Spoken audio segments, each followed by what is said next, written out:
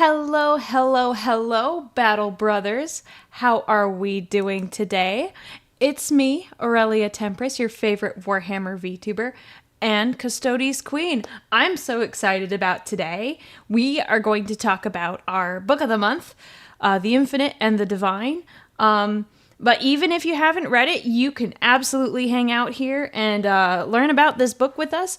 If you don't want spoilers, there will unfortunately be spoilers in here, so I would plan accordingly. But regardless, you're welcome here. If you want to be here, you can hang out with us. We're going to have a lot of fun talking about this book. It was a very good read. I liked it a lot.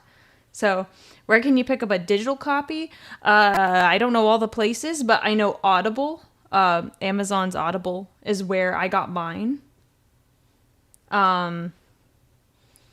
So that I listen to mine because I have less time to read. It's very sad. I wish I could. I wish I could read the same way, like with a physical book, like I used to. So, hello, Roy. Thank you for the bits. Yes, we have the whole class is with us. Good evening, everyone. Yes, it's a Good Friday. Yeah, because it's Friday. That's why it's already good. I'm very happy to be here. So, well, I have to keep us on track today, a series of questions that we will follow. Do we have a reading background? I could read the background. Yeah, I could read it. I didn't have it pulled up. 1 second. I can just read. I don't have anything planned, like a written out summary of the book, but I can read something.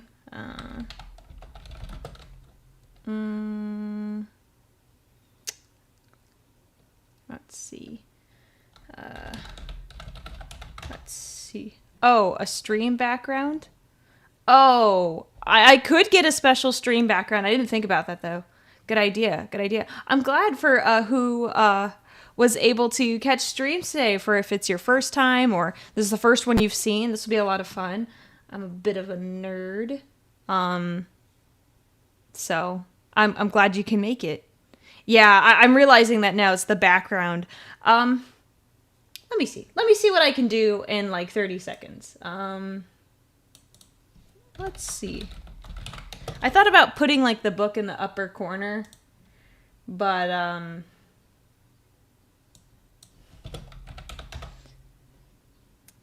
decided against it. If you haven't seen it, there's really cute.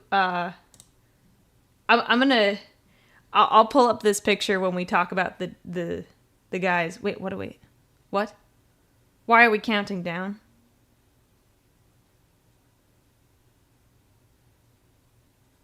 Okay. You can keep doing that. you can keep doing that. Oh, a nerd. Oh no. Where?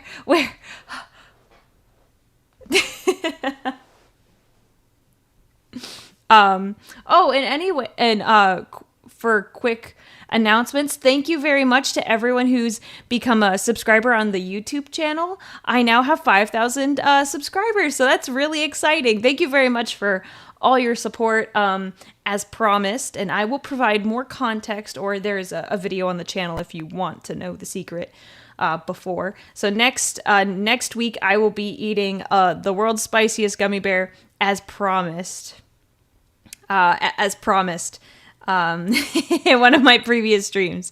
So yeah, I'll eat that. There's a story, you can find it. It's like in my videos channel of why I'm eating a spicy gummy bear. And I thought it would just be a funny little goal for 5K. So yeah, I'm so glad there's a lot of people that are finally able to catch a stream. I'm so glad. I'm trying to make sure I can get a lot of people with my time slot, so I'm glad people can make it.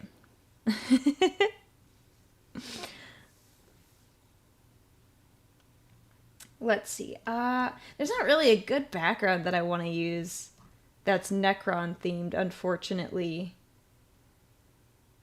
I'll look into it for future books, though.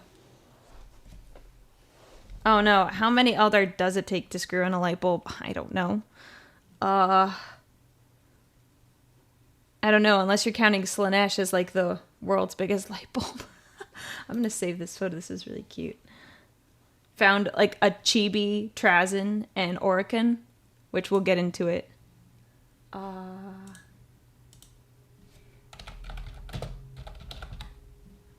I'm going to sneeze. Ooh. 1 million! One to screw in the light bulb and the rest to die. Oh, yikes. Yikes, yikes, yikes, yikes, yikes. Okay, sorry. All right, oh, thank you, thank you. I'm going to turn on some music.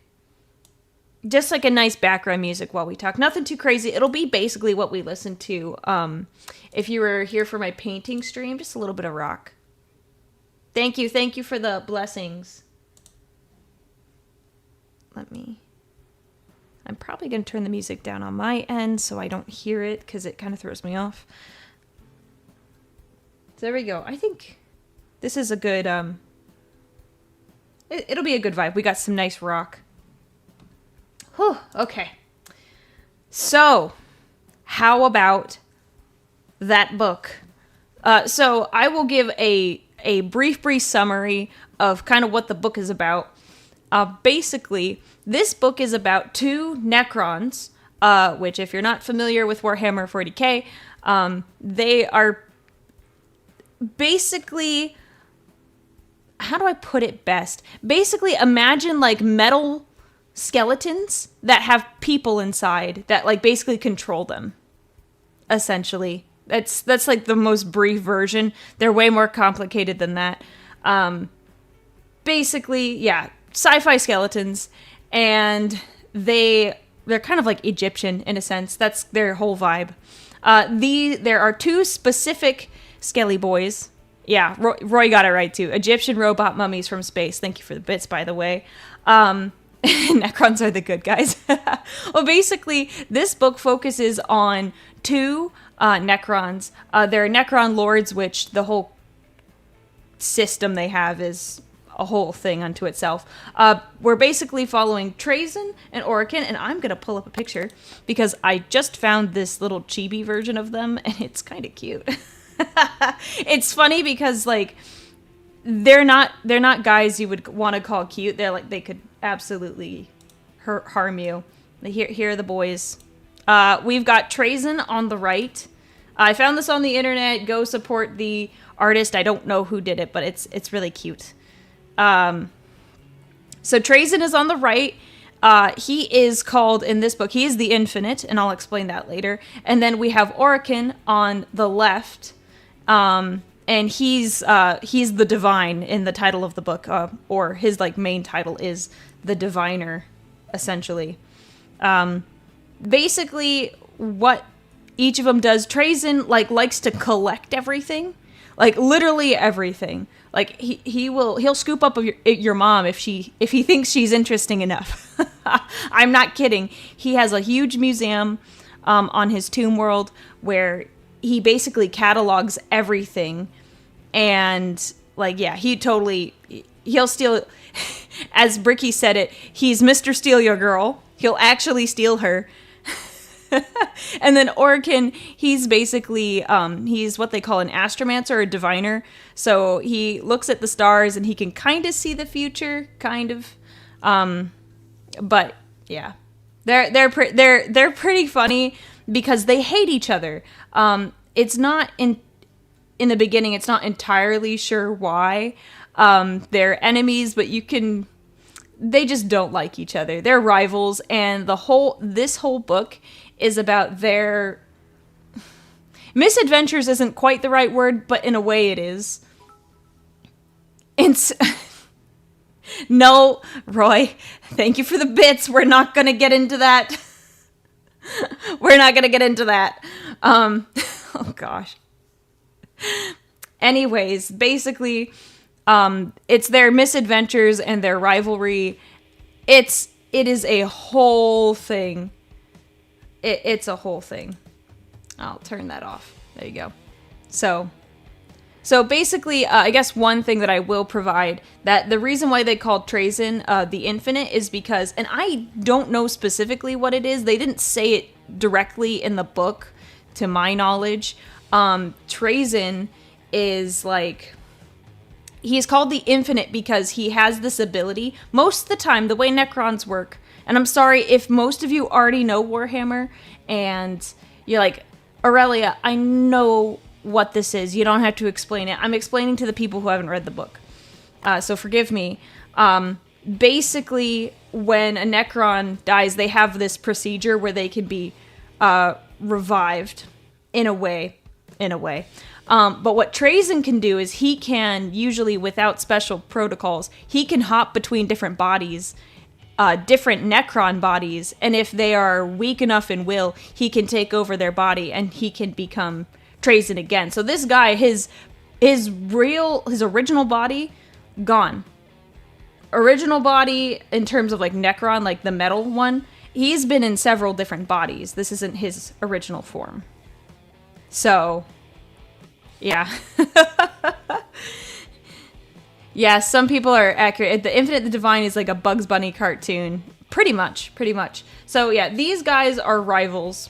And they are essentially fighting over this one object from Necron lore called the Mysterios, and they're trying to unravel its secrets while they hate each other and they try to steal it from one another. And at some parts they team up and they work together, and it's really cool. They're it's so funny. I liked it so much. At first I was like, it's a little bit weird, but yeah. I would agree. In some ways, it's not the best intro to the setting, but it is funny. It is funny. So, yeah. So, I guess let me go to my list of questions. And I'm going to my list. I have it on my monitor.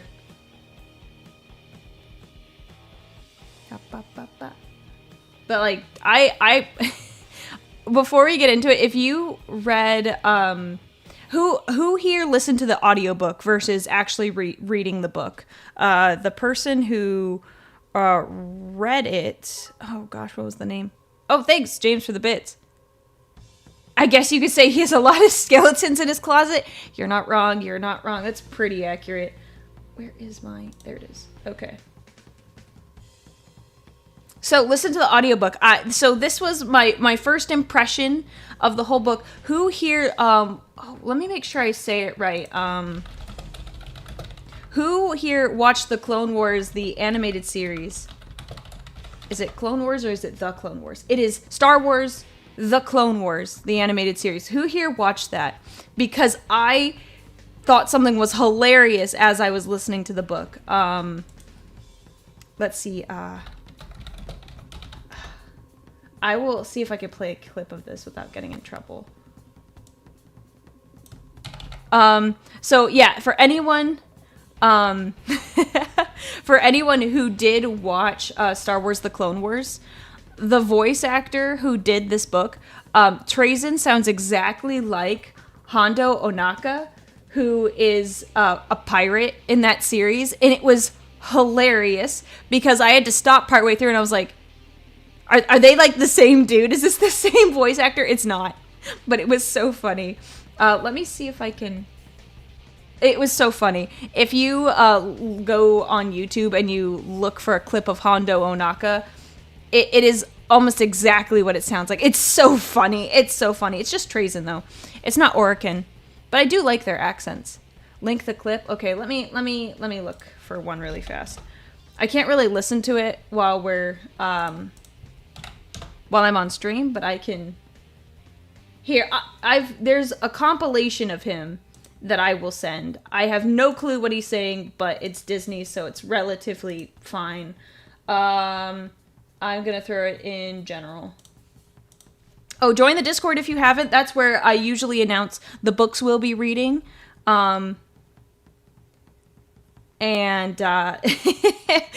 So...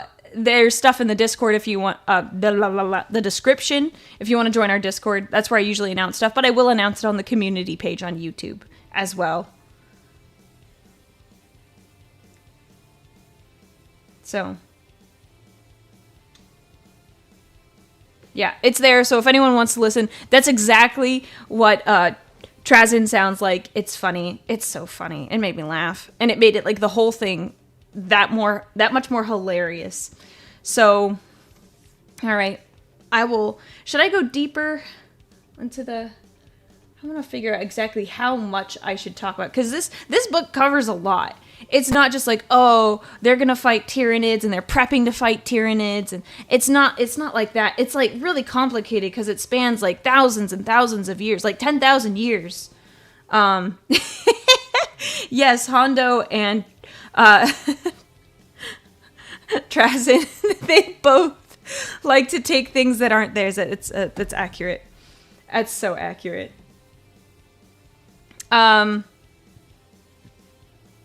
Yes. Okay. Oh gosh, there's so much. Okay. How are we going to break this up so this is actually a cohesive stream and I don't get too much off track or distracted by chat. Okay. Here's what we'll do. Let's talk about, while we're here, anyone who listened to the audiobook, let's talk about what we liked about the audio. Because I saw someone said that one of their favorite parts was how the narrator basically voices like the sounds and the explosions. Not the explosions, but like sound effects. So there was moments where one of the characters was like spinning their blade and it goes thwump, thwump. And like he actually does that. And I really appreciated that. I thought that was cool because most of the other books don't have that in there. And I really, really liked it. Are we talking about measurements? Oh, hello to the people who are joining. We're talking about the infinite and the divine. You haven't missed much. I just kind of gave like a very, very simple overview, very high level view. And we're kind of talking about what we liked about the audio, if anyone listened to the audiobook. And yeah, the Trazin voice is really good. I see I keep going back and forth between Trazin, which is how most people say it, but then Orican and the narrator say Trazin, because Orican's like Trazin. It's exactly how it sounds, perfectly. I'm gonna turn this down. It's a little. There we go. So yeah, okay. I guess what I'll do is like I will now kind of explain. Yeah, I know. It's easier for me to say Trazin than Trazin. Whatever. It's fine. Yes, we're talking about the infinite and the divine. All right, so here, I will talk about Trazin. Trazin is personally my favorite between our two main characters. Even though they're both kind of jerks in their own way.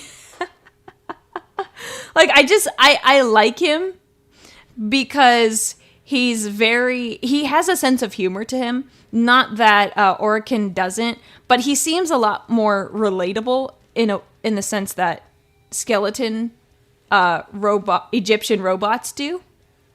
But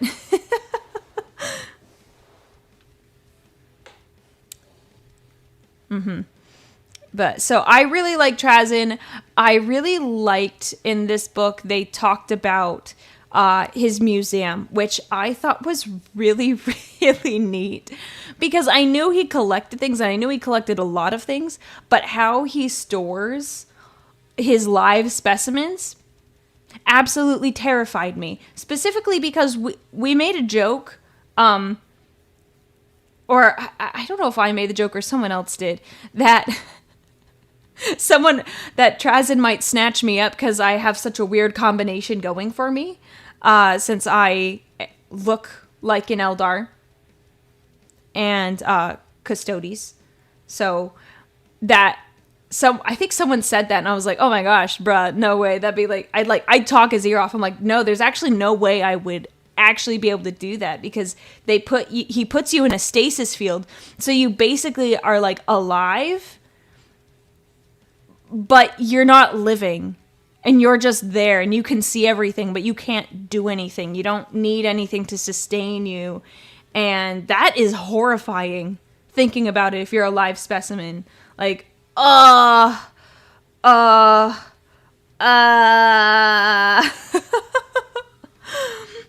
So it's a whole mess.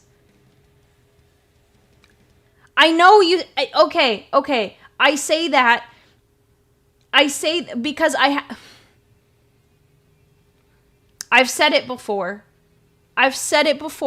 That the ears they're really condemning, but I am a human. I figured Trazyn would have a golden boy in the gallery. I figured that makes the most sense. But I really liked learning about his museum on Solemnis, his tomb world. Those was so cool. And one of my, like, it was so funny because Trazyn he was essentially, as a Necron does, fangirl over the Horus Heresy. He says in the book it's like one of his favorite collections. And he has like because a lot of like Astartes like remains and like leftovers from the battles were like abandoned on battlefields. Normally it gets cleaned up and Trazyn just like whoop. So he has so many extra like Imperium soldiers and Astartes, and he just has so many. He just loves it. He's like, oh, I love it. He's got like extras upon extras upon extras. He's got extras like 3 times over. They said something. It was pretty funny. What the heck? We're gonna skip that song. I didn't mean for that to be on there. There we go. For a long time, you thought I was a dragon? I'm not sure how you got there, but whatever. So Trazyn collects us like we collect models. Yes, yeah, it's canon that he sometimes mixes and matches parts of his models to create the specific things he wants. He'll even he'll freeze he'll have a whole stasis field area where he can just where he will set up a display, like a diorama, but a real life diorama. Will we hear Phoenix today? Probably not. What's in the box, Trazyn? 2,000 point orc army, yeah. So between our two... Sorry, choking on Code Red.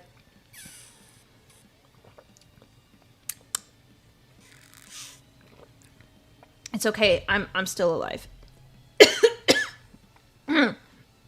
All right, we're okay. So we'll talk about.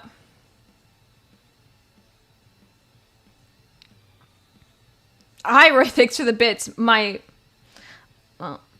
life has been long and happy. Yeah. We'll talk about favorite moments in a little bit. Hey, Samantha Doyle, thank you for the super chat. I don't know if you had a message that you wanted to send with it. I appreciate it. Oh, there's a girl in the chat. Hey, hello. Oh, good. I'm retaining female viewers. That's good. There's always that worry. I'm so sorry, YouTube. The chat box finally caught up with all of your messages.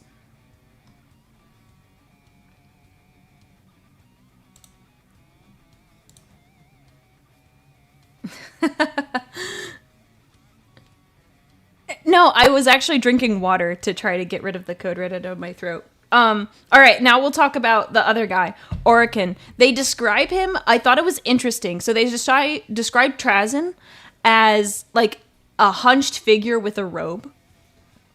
And they kind of said they alluded that it was like reminiscent of his days as like a scholar.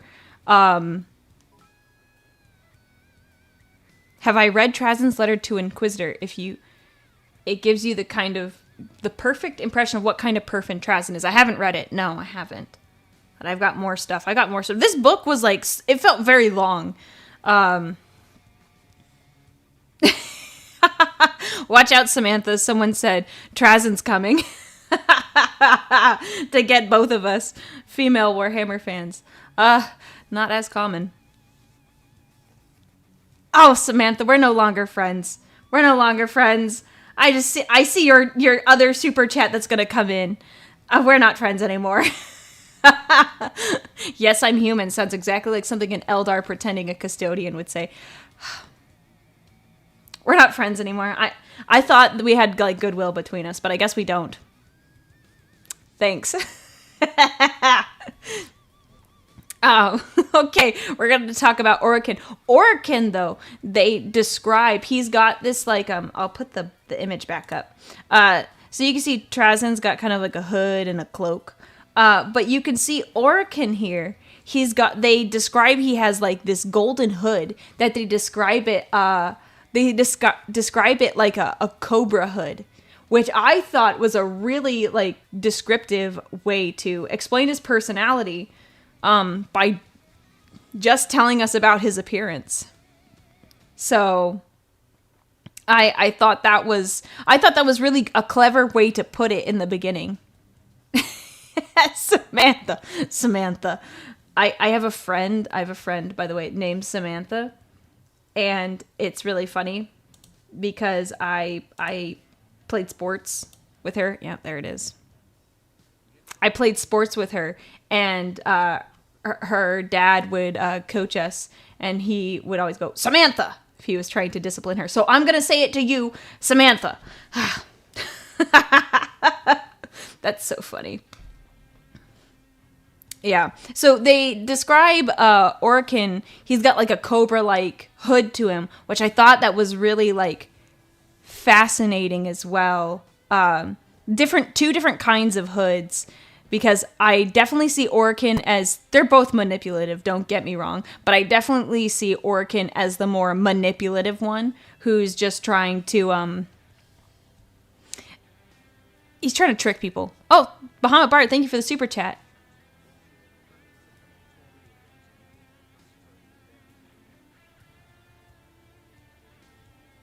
That's a scary thought. That's a scary thought.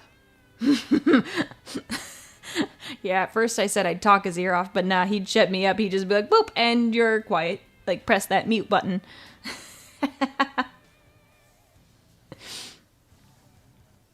So, yeah, Orokin, I didn't find him nearly as interesting, even though he does have some good character growth and everything. He wasn't as fascinating to me. The audio got low. Is it for the super chat too? I want to find a good balance between the music and the super chat. Yeah. So we'll get into the meat of the matter. I'll try to remember as much of it as I can. I listened to it all last week, but keep in mind all of this spans over like 10,000 plus years of feuding. These two will not sit down and have a conversation and try to work out their stuff. I don't really know how their whole drama started. I can assume. So it gets meat. Thanks, Golden Rule, for the bits. Don't say meat near the Necrons. Don't do that. We'll get there. Oh, there's so much.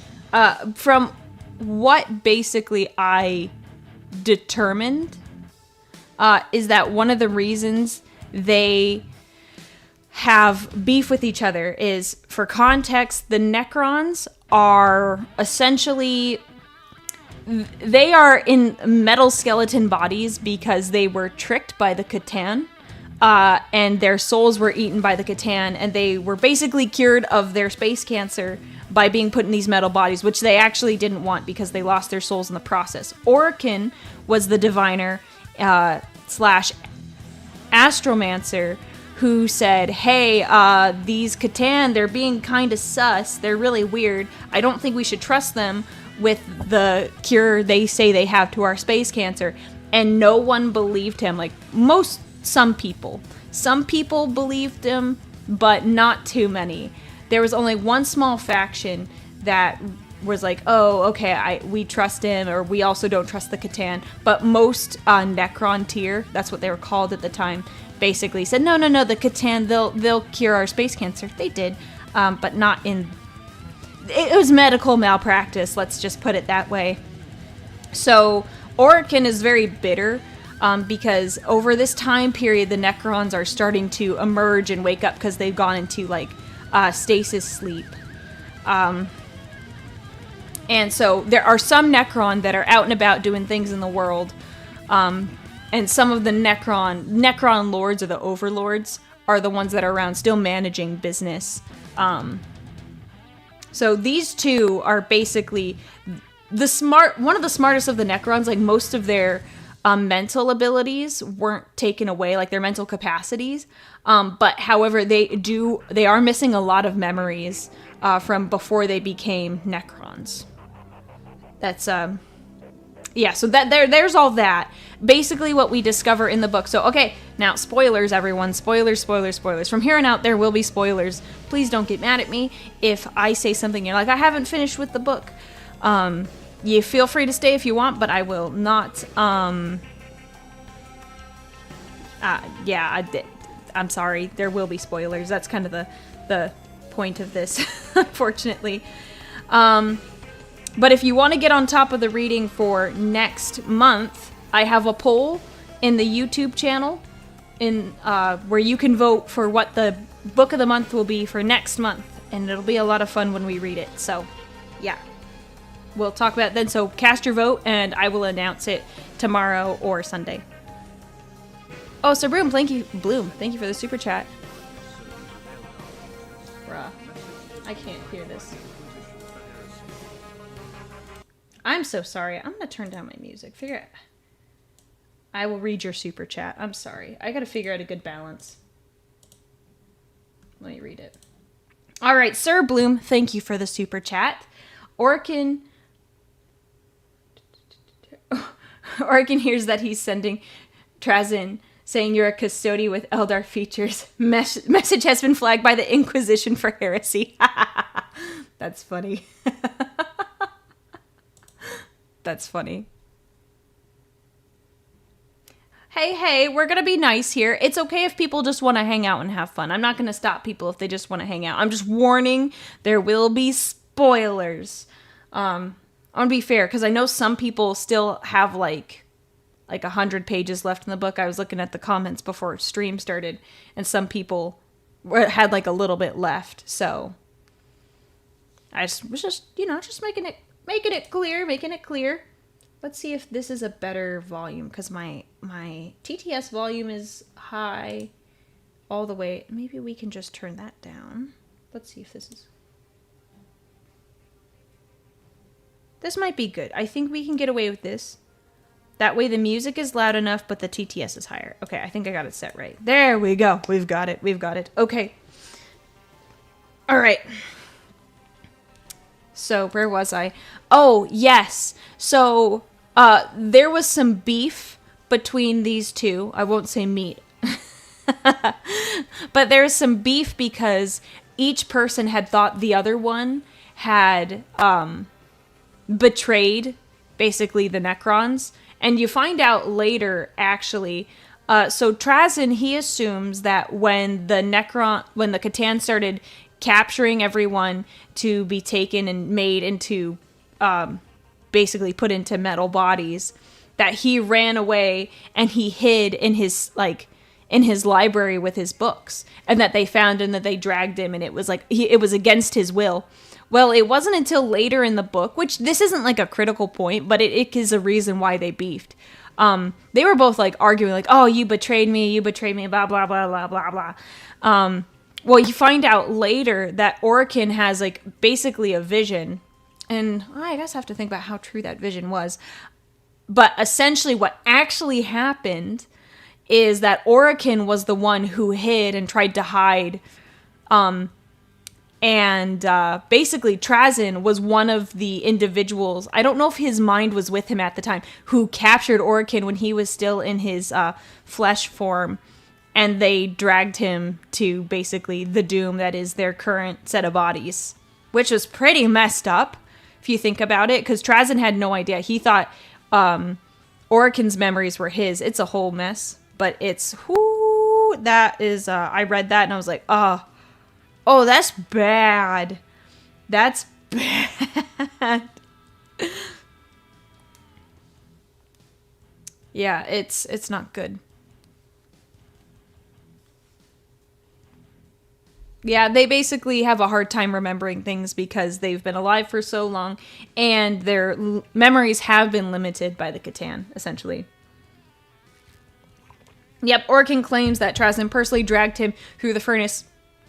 However, now that I'm thinking about it, that could have been a false memory put into his mind, and we'll talk about that. Okay. Some error messages are funny. So, essentially what this whole book is about is that there is an artifact called the Mysterios, or Mysterios, however you want to say it, I don't care.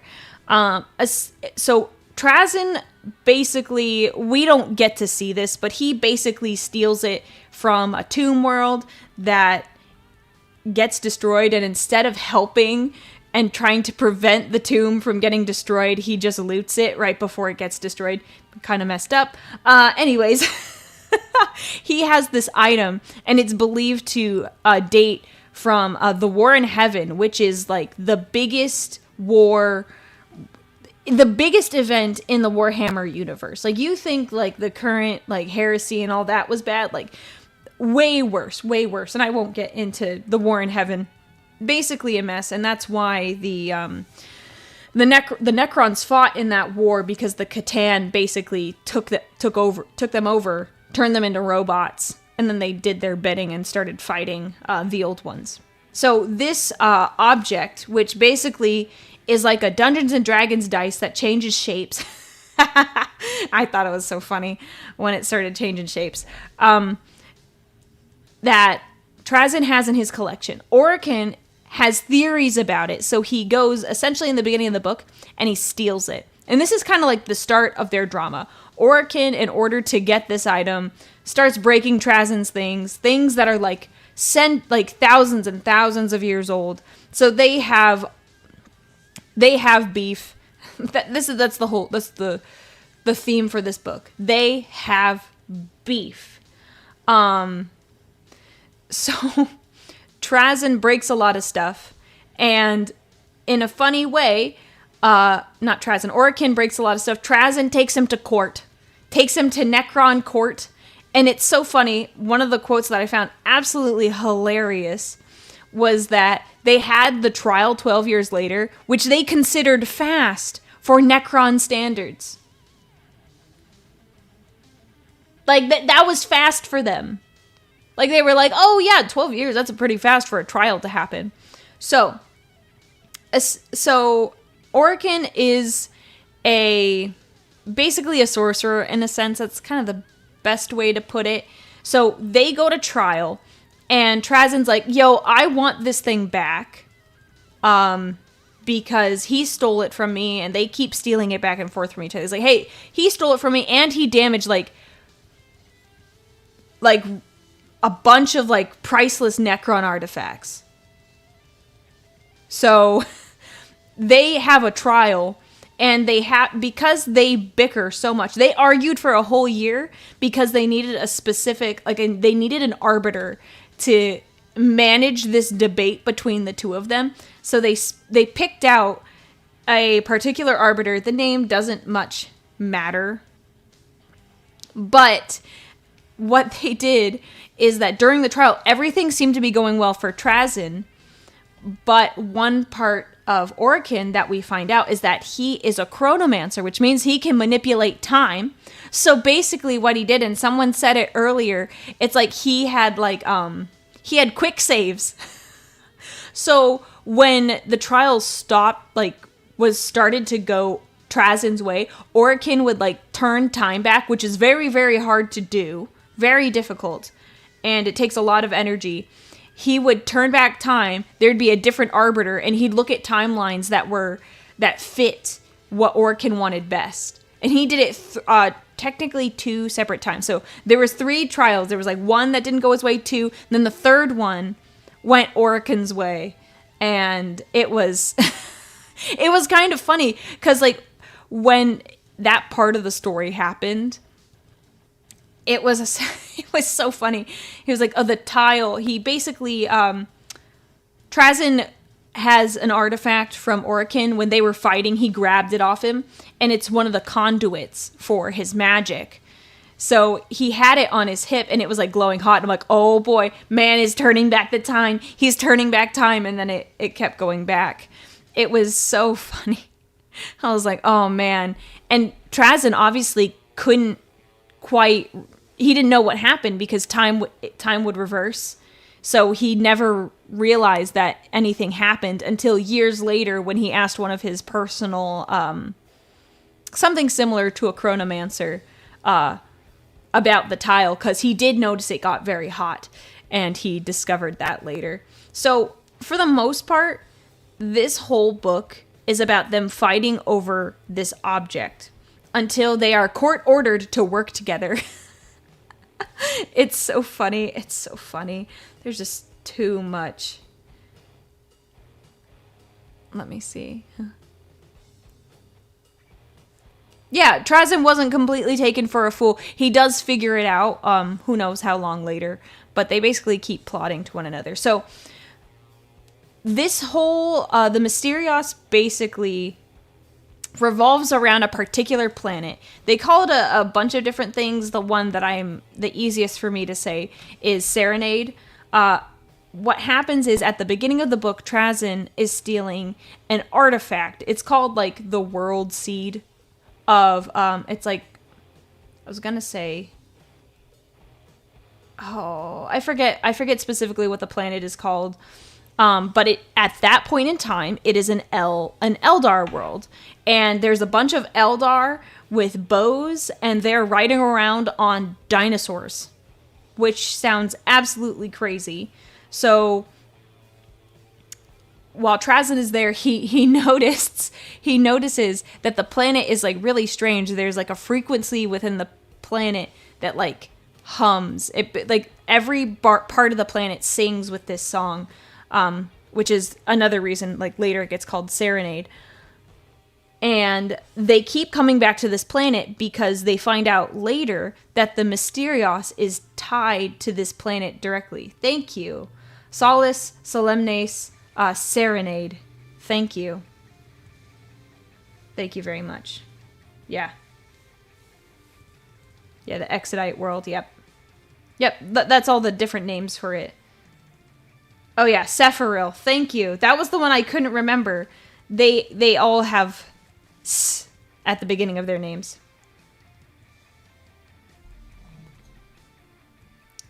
So, yes. So we'll go. There's just so much. There's so much to cover. This book felt so big, trying to take all of it in. So it basically revolves around this planet. And ultimately, what these two dudes discover, after a lot of agonizing fighting and research, is that they believe this artifact opens a sacred tomb to the Necrontyr called Neperith. And that guy, let me tell you about him.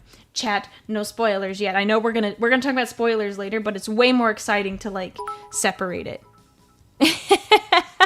My day was good. Yes, you can have the button. Here it is. I'll put it down here. Thank you, Mini Death Knight, for the bits. I'm just gonna set it there. Out of the way. There we go. So, Neperith in the War in Heaven was a Necrontyr who basically was like unblemished, could not get diseased, like the purest, most pure dude ever. Yeah, Neperith the Untouched. Nefer, blah, blah, blah, blah. Neperith the Untouched. Very cool. Very cool dude. Was like, we're gonna fight the Catan. We hate those guys. They're doing all the bad things. They fight him. Like, they fight the Catan. Well, he dies. So he is like a revered leader, but no one knows where he was entombed, buried. They have no idea. So through a lot of studying, they basically find out that the Mysterios will open his tomb, or the place he's basically entombed in, which is located on Serenade, Solace, Solemnis, that planet. So it was really cool because they keep trying to figure out how to solve these problems, and you get to see them interact with different cultures. Because at first it's the Eldar, and they're absolutely well, Trazyn was trying to fight the Eldar, and it went well enough, but oh my gosh, there's so much in this book. It's not even like a normal, like most Warhammer books I can easily explain how everything goes, but it's complicated. There's so many different viewpoints. These names are nothing compared to the weirdness of the real deal with Egyptian mythology. I believe you. I believe you. I believe it. Oh, okay. What do I want to talk about next? So we'll get to the we will get to our favorite quotes in a little bit. We'll probably do what we like the most about the book, and then we'll get to favorite quotes because I have some. So essentially, they go through and they discover that it's going to be this guy's tomb. Takes them forever to work together and actually open the tomb. And the way that kind of they figure out how to open the tomb is that Orican has been in communion and like talking to like the spirit of the lady who designed the tomb. And she's giving him advice and is saying like, oh, well, this is like how you kind of get in. Like, I want to help you. Like, you are so wise. Like, you are my equal. And I want you to achieve this. Like, Trazyn should not get any credit for this. You are the guy who figured it out, which, to be fair, he did figure out most of it, like a good chunk of it on his own. So it's essentially, he's like, okay, I've got this. I really want to discover this. Trazyn is doing his own research because you know how I mentioned that there's like a hum in the planet. It's in a very odd rhythm and pattern. And he's like, man, this is so bizarre. This is strange. I don't know what this is. And they end up opening the tomb. It's a huge mess because of stuff that happens in advance. But Orican is basically like battered, almost beyond repair. Like he's been like crushed by a mountain, that's a whole thing unto itself. But they open the tomb only to discover that they have been deceived by none other than the deceiver, the Catan that tricked the Necrontyr into giving themselves up to the Necrons, is actually Neperith. It was pretty insane when it got revealed. I was already really suspicious. I was like, this is weird. I don't like how easy this has suddenly become. Like, why? And it basically what happened is the Catan disguised itself as a Necrontyr to trick everyone. Oh my.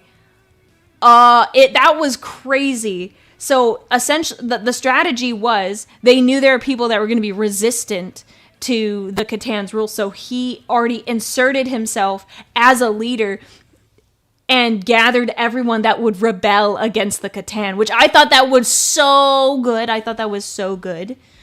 I was like, that is a very good strategy. Props, kudos to that. Insane when that got revealed. So they get there and they basically find the body of the chick, the architect of this whole tomb, who was actually trying to warn them not to open it. The thrumming pulse that was within the planet Serenade was actually a code that you applied to a particular play that the Necrons have to watch. And it was saying, the code was, do not be deceived. Oh my gosh, it was insane. It was insane. I was like, bro, this is so bad. So the two boyos had to get together and they had to fight the Catan. Orican gets healed kind of partially in the process. He's able to heal himself. And they have this massive fight. The Deceiver the Catan are made up of what they call shards. I don't completely understand it, but they're made up of shards, so they can split themselves. And it was a pretty massive fight, and it was so cool. It was a really cool fight. I was engaged the whole time because Trazyn was like hopping between different bodies and fighting. Thanks for the super chat. Also, Trazyn's internal screaming became external. Yes, thank you, Dakin Hart, for the super chat. Yeah, that's pretty accurate. Pretty accurate. Yes. So they fought the Catan, and it was perfect because Trazyn has what he calls little labyrinths that he holds. For the most part, he holds like straight up, like someone said, units for like 40k models. Essentially, he like chucked out like a whole guard unit. He chucked like that. It was pretty cool. He was throwing pokeballs left and right, and they fought the Catan. It was a hard fight though, because this being is so powerful, and they had a lot of tricks up their sleeves in order to pull this off. It was so cool though. Ooh, sorry, my neck. I had to pop it. But it was such a good book. So they basically defeat it. And unfortunately, the bromance doesn't last. Oh, actually, no, they defeat it. But one of the important things is that Trazyn, you know that world seed or the gem? It's also called the gem that I mentioned at the beginning of the book that he got from Serenade at the beginning. He essentially gives it. It is like super old. Like it's very old as well. He gives it to Auri, who essentially uses it to become like a mini god for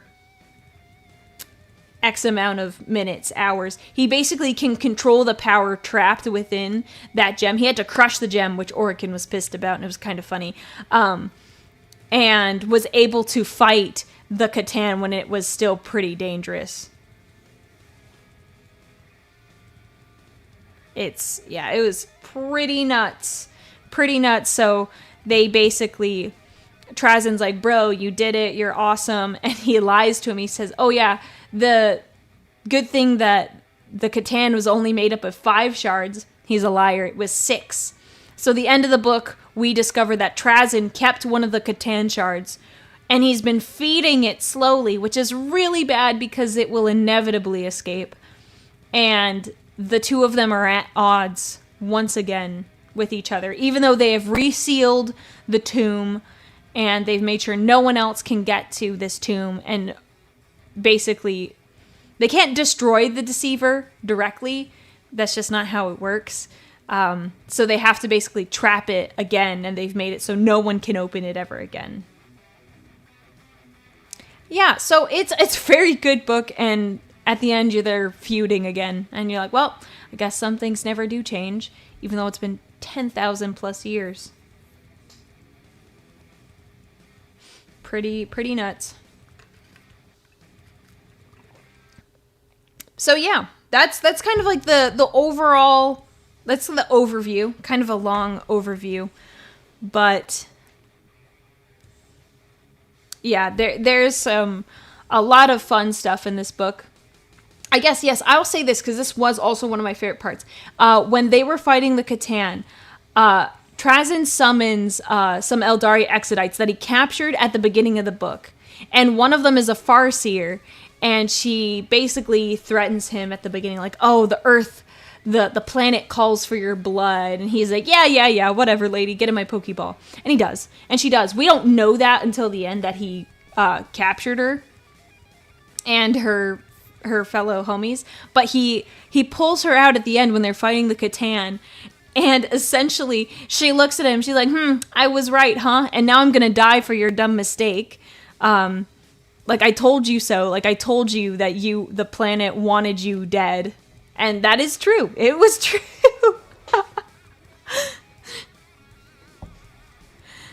So, Dagenhart, thank you for the super chat. Trazen is the 40k fan equivalent in 40k. Yeah.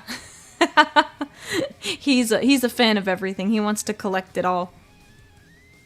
But I did think that part with the Eldari, that was pretty funny. I was like, wow. Yeah, she did tell you, man. They wanted you dead. So yeah, that was one of my favorite parts. There was another part so there was a moment in time where basically the ruling Necron class was saying, hey, you two, because you two have destroyed too many Necrons fighting each other, which you're not supposed to do that because they're not supposed to wake up for like several more thousand years at that point in the story. They're like, you're killing our people over your petty feud. You two now have to work together. Otherwise, we're going to kill you, basically. So they're like, fine, we'll work together. We don't like it, but whatever, we'll do it. And they said, you need to unlock the secrets of the tomb. So one of my favorite moments is later, they discover some secrets, and they were originally accused of murder, which this book is all over the place. They were accused of murder of someone. They did not kill this person. This person had gone missing. They ended up finding the person later who had turned into like this beast, essentially. And they told the council, like, yo, council, we found the person. They're not doing so hot. And the person who was like, the Necron who was like overseeing them was basically like their executioner. Like, if you make one wrong move, I'm gonna take care of you too. And oh, I forget specifically what the quote was. I don't know if I saved it, but Orican said something really nice about Trazen, and the quote that I liked was like, Trazen looked at Orican, he's like, oh my gosh, Orican, I believe that's the nicest thing you've ever said about me. And Trazen basically said like, not Trazen, Orican basically said like, yeah, like, he's dumb, but he's not stupid. That was like the essence of the quote. It was so funny. Thought it was so funny. But all right, enough about me talking for now. What were your favorite parts in this book? Talk to me about them. I have some other ones, but that one I really liked when Orican gave Trazen a compliment, and they were like, "Wow, you're a real one right there." So I'll give you guys some time to type because there was a lot. I mean, a lot. Everything just kept piling on top of each other. So much to cover.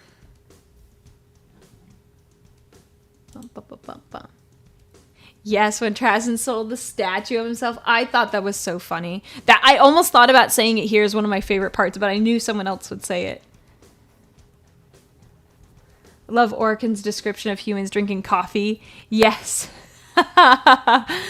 These biologicals gargle bean water down their esophagi, swilling it through their fatty insides. Yes. Oh, yes, the two of them and their Statler and Waldorf bit before the Genestealer Uprising. Yeah, that's, like, legitimately true if you know those characters from the Muppets. They were legitimately they were going to watch a play, and on a world that now, the Eldari died off because of reasons, and humans were now inhabiting the world. A Genestealer Uprising occurred, and they were there right when it happened, and it was kind of funny.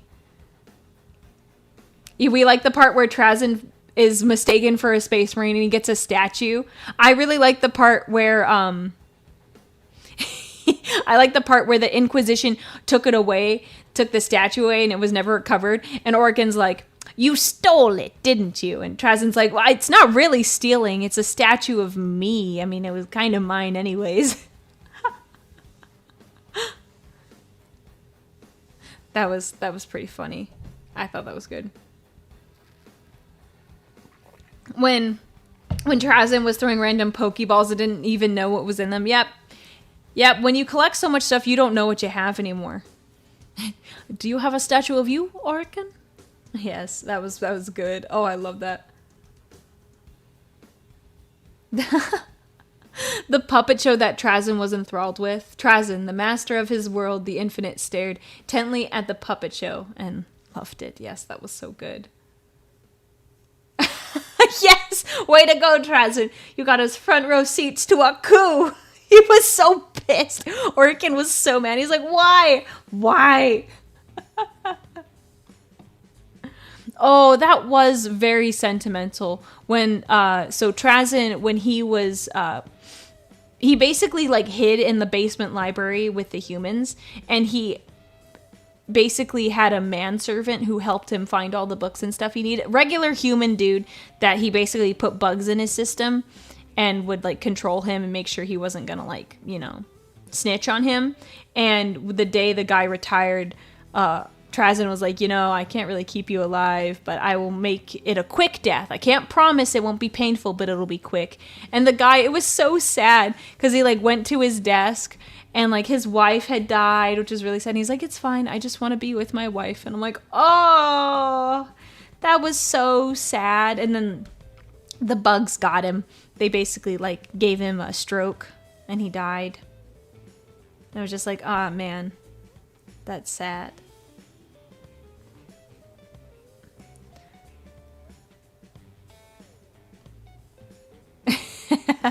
When the Catan pushes him down, he drops the ball. Catan goes, oh, what's it is? Oh, well. And then dies. Trazen hiring a guy for the man's entire life. And then being shocked the dude got old. Yeah, there was moments where they would talk about the Necrons. And that was one of the moments he's like, man, I didn't realize he got old.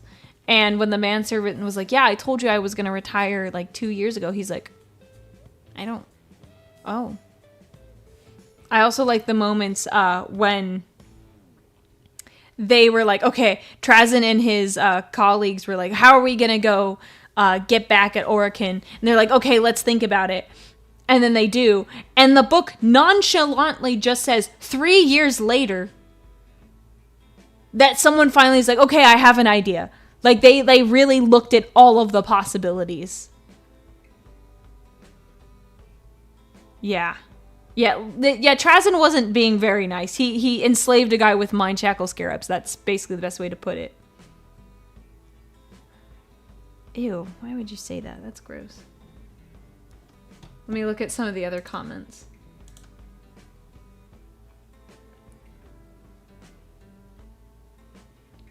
Hello to everyone who's joining. We're talking about the infinite and the divine.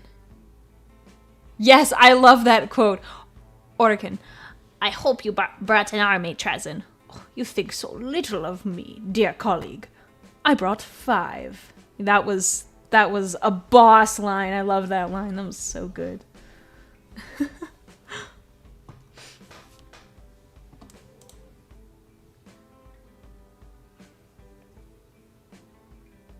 Let's see.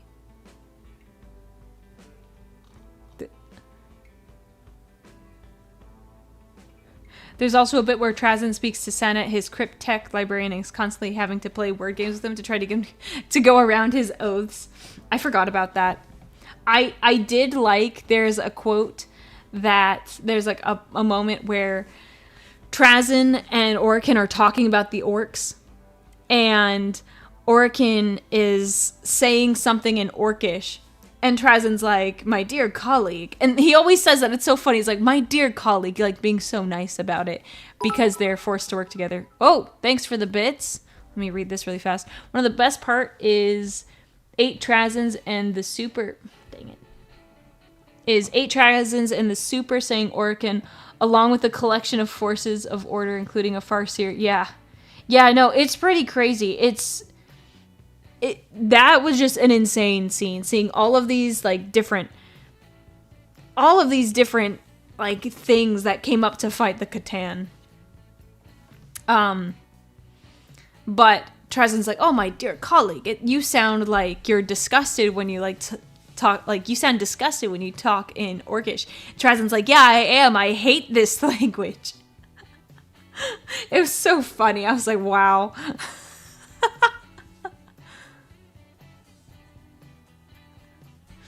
The fact that this book and the Twice Dead King came out so close together makes it very confusing with how Necrons consider time. I haven't read the Twice Dead King. I think it just depends on the Necron. Some of them just don't seem to care, and they're like, ah, yeah, 3 years, no big deal. Like, oh, we're gonna argue a year to determine our arbiter, our judge for this trial. I was like, that's a lot of time for us. Oh, is the stream still good? I just got a notification that my OBS disconnected. Never done that before. Let me double check that nothing died. Okay, it looks good, I think. Oh, that scared me. Thank you, Evolved, for the bit. What is time to a 60 million year old robot? Yeah, good point. Good, I'm glad the stream is good, because my computer just said it disconnected, but we're okay, we're okay. It's like, I mean, it's not a big deal. I can always start up another one, but just, not my favorite thing. Yeah, see, I didn't even do anything this time. This isn't my fault. So, what quotes did people like from this book? We'll talk about that next, because the quotes, like, they had some solid quotes. Let me see what my... I highlighted some. No, this isn't... This isn't my fault. This stuff isn't my fault. I didn't do anything. The other times I can understand it being my fault. This time it's not my fault. I'm looking at my quotes in my... History requires two parties, the historian and their audience. Without that, one is just talking to oneself. So kindly stop screaming and you might learn something. That was good. I always thought it was interesting because their beef was that Trazyn was always so focused on the past and Orican too focused on the future. The dinosaur drift where they like slammed into the dinosaur. Let's see, what's that? Or what's that? Orican said, "You really must bother to explain yourself, colleague. You cannot simply babble and expect me to fill in the missing numerals." Someone, Trazyn said, gesturing to the walls of the nave where a group of body-gloved men were removing jagged shards of colored black glass in a broken window. Has broken my window. And Orican was like, perhaps they thought it was ugly. That was so funny. They're so petty. So petty. I laughed. Which honestly was fair on Orican's part, because Trazyn did kind of like try to kill him. Even though he wasn't supposed to, he did throw like a beast at him that was designed to kill Orican. So, you know, a window versus actually an attempt on his life. Yeah, it's fine.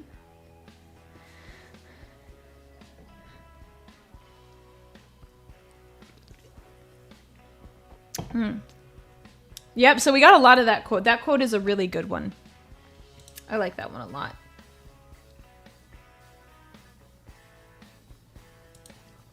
So if we determine that 600 cubits is 0.17 miles, yeah, that's not very fast.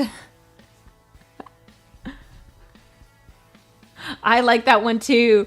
Trazyn, our ships are without atmosphere, unpressurized. Orican said, do orcs breathe? They have lungs.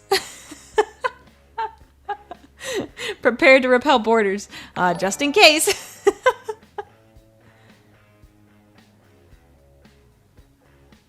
Yep, starting a gene stealer infestation just to prank Orican, yeah. There's so many things that could have been avoided if Trazyn and Orican had just, like, you know, had a conversation. So funny.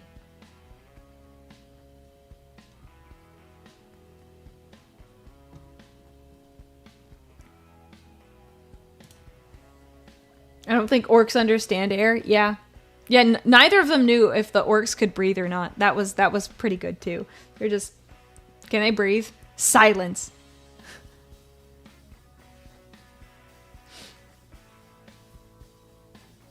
Let's see, what other notes did I have?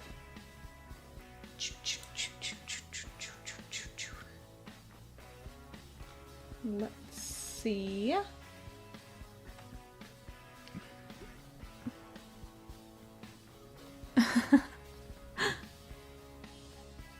Orcs understand air if you remind them of it. Yep.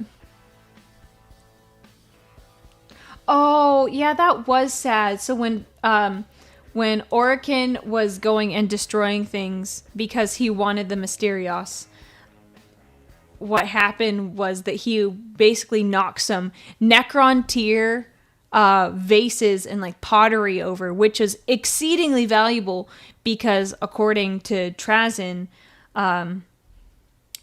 essentially now the Necrons aren't very artistic or as creative as they used to be. They lost it. This sounds weird. They lost like their humanity. He didn't say that, but that's my interpretation of it. So that's something that was like priceless.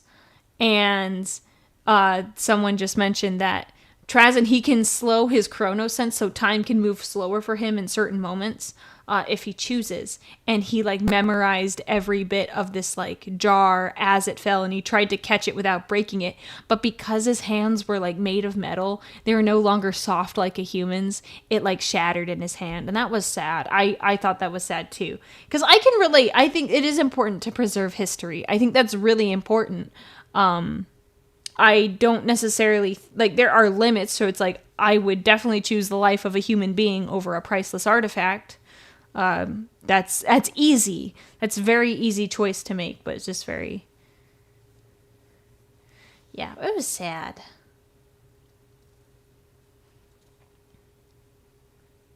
Oh, so the story about the orcs needing to breathe, that's a true story. Someone told them, they're like, oh, don't you need to breathe? And then they all suffocated in the vacuum of space. Wow, okay.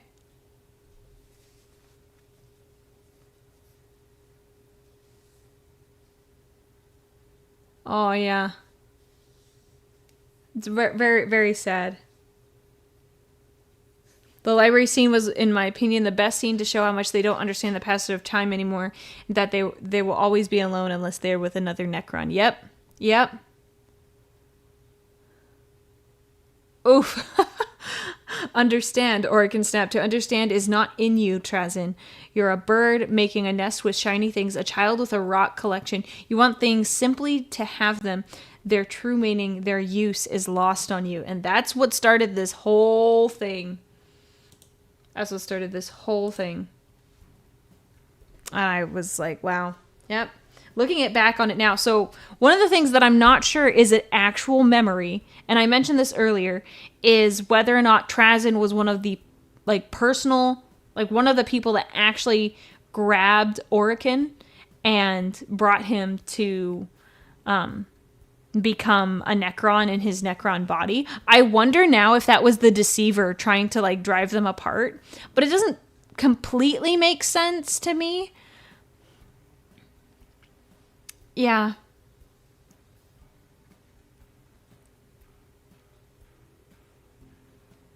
Oh, someone had headcanon that Orican broke the window because Trazyn brought it up and bragged that he wound back time to break it before Trazyn could start.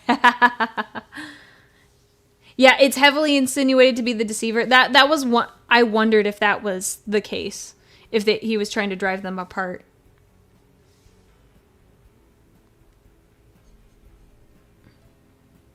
Yeah, and Orican even, went so far when they were going into the vault that Trazyn was better to keep him from opening it, because when Orican was trying to dig himself out, he got, basically, tunnels got collapsed. The planet was going through exterminatus because of the Gene Stealer cult. So, it was being exterminatus, and basically the mountain, like, got crushed right on top of Orican. He dug himself out, but he had to keep turning back time. It like was 300 years like in the universe, but it was more like 2000 for Orican because he kept going back in time, but he remembered every moment. So he was able to decipher the code that said do not be deceived, and he's like, no, don't go in there, it's not good. And he became disillusioned by the voice that was like, oh, well, you're my equal, blah, blah, blah, blah. That's actually one of my quotes. Let me pull it up. Shh. Good 1 second. I'm going to pull it up. It was so funny. I'm going to play it for myself and then I'll say it to you. It was so good. Okay, 2 seconds. I'm going to listen to this because I have it bookmarked on my page, but I don't know if I can play them here on stream. So I'll just read it after I listen to it again. I want to make sure I say it right.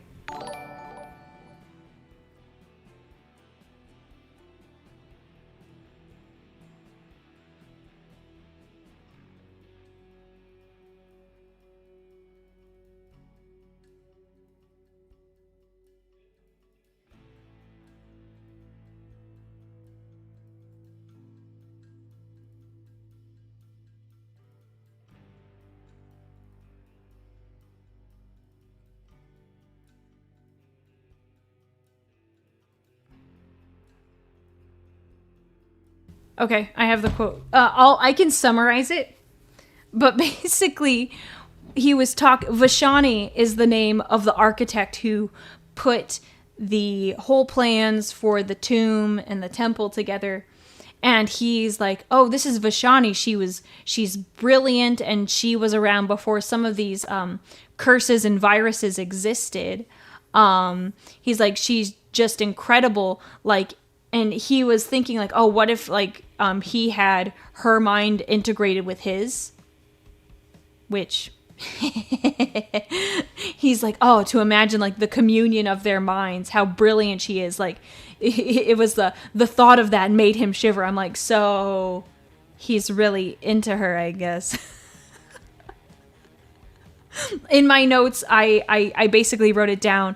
I was like, so a Necron is horny. He's like, the communion of our minds will be the best.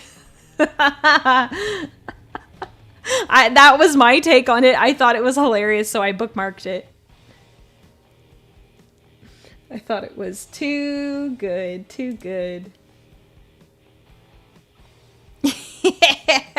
Yeah, he was really, really into her. Really into her. And turns out it was just the deceiver who was pretending to be her.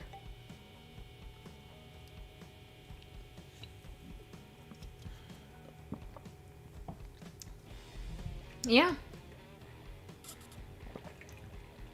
Let's see. And here I thought Trazyn was exclusively about the shinies. Nah, he generally is. It was Orikin that was the one that had the thing for the chick. Yeah, he got catfished, like... Wow. Very sad, sorry.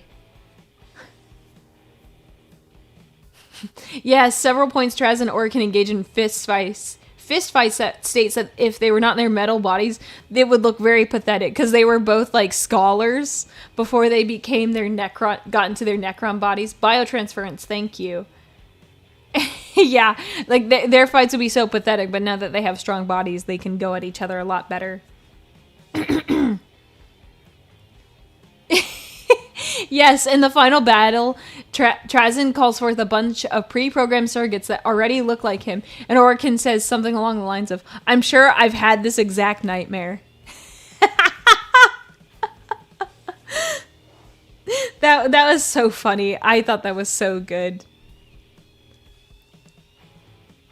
I was like, yep. Yeah, I'm sure you've had this nightmare. That's, yeah, pretty bad. Yeah. They both end up, like...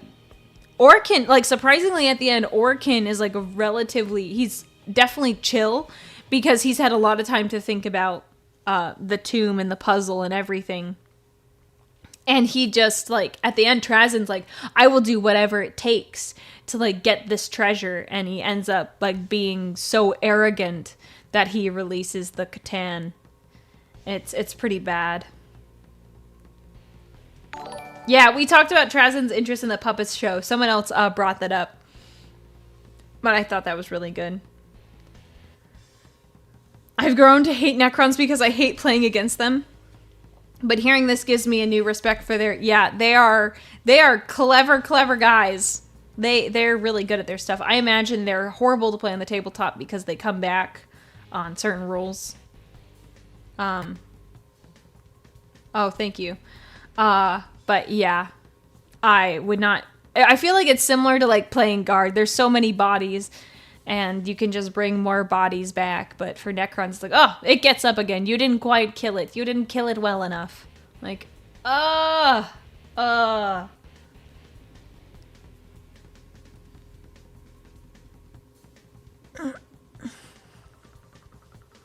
Yeah, the twist of the real Necrontyr being in a tomb was so wild until the other big reveal. I was like, yeah, how are they going to preserve this body perfectly?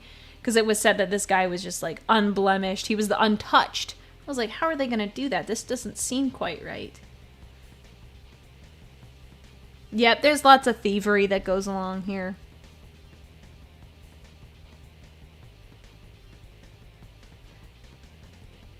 The problem with Necrons is they're not only tanky, they hit like trucks. Oh, I didn't know that. I've never played against Necrons. I've only played one tabletop game against my friend, and they play guard, and I was brutally murdered. Nothing waves upon waves of guardsmen can't handle. Yes, because they did bring out guardsmen in that final fight, and they did a really good job, actually. They were very confused. They're like, weren't we just fighting like these guys?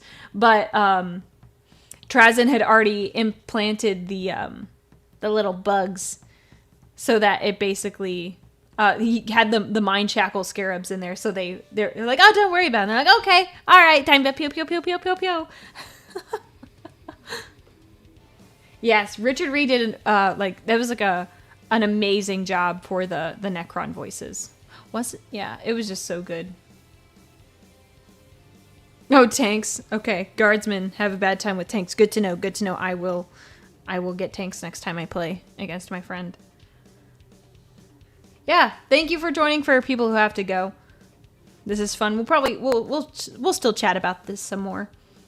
But there's only so much you can talk about in a book, even though there's a lot of things to cover. You own 14,000 points of Necrons? That's a lot. Oh my gosh. Harlock, I also had that one bookmarked too.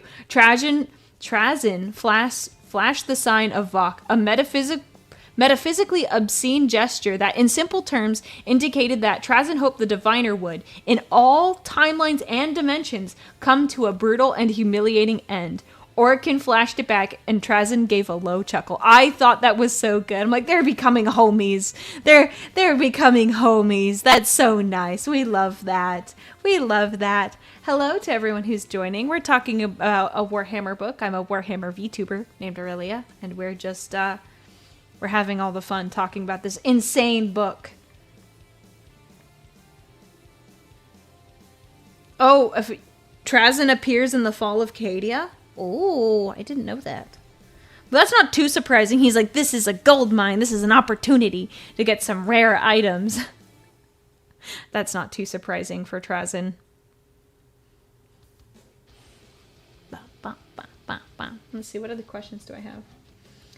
Were there any parts of this book that we didn't like? Yeah, they were basically flipping each other off, but it was more than flipping each other off. It was like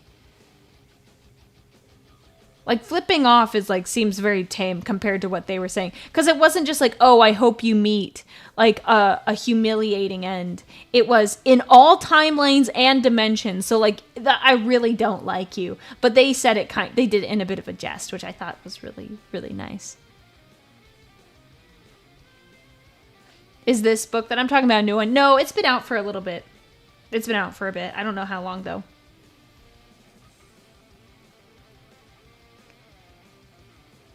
Oh boy. All right. Don't tell me anything more about Trazyn on Cadia, because I'll probably read the books eventually where I start hearing that.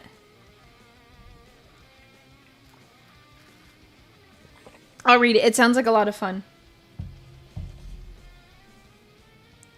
Oh, you're saying that Trazyn has in collection Saint Celestine, Inquisitor Greyfax, and 2 Battle Sisters. Oh boy. Oh boy. So he's going for the women now. I should lock my doors. I don't think that's going to stop him, though. That will not stop him. I'm sure of that.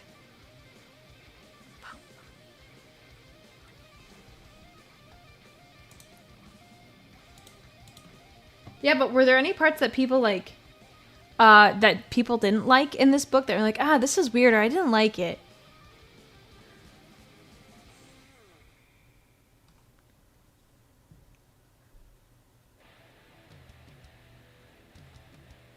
Yeah, the Aftermath chapter is a low point. It's just Orkin and Trazen fighting again. Yeah, I thought they would have resolved their petty disputes, but I think it's telling because for a race that lives forever, and even though that's not what they wanted, they are very stagnant.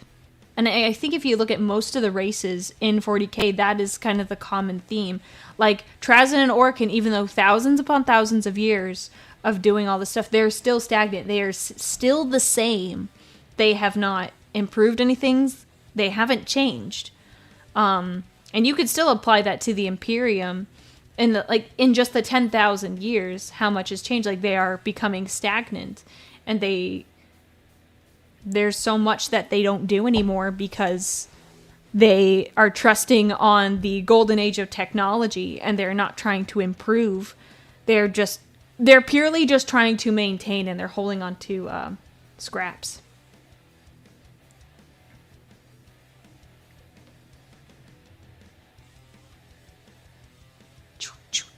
I don't remember the exact quote, but I love the message Trazen sent a guard commander thanking her for sending him a few battalions of a certain guard regiment that his collection was missing. Oh no.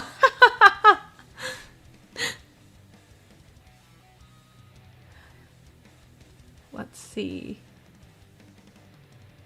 Yeah, Eldar can be understandable since they were the peak of the galaxy for so long. Yeah, now that there's such a, yeah, there's that too. You get to, complacency.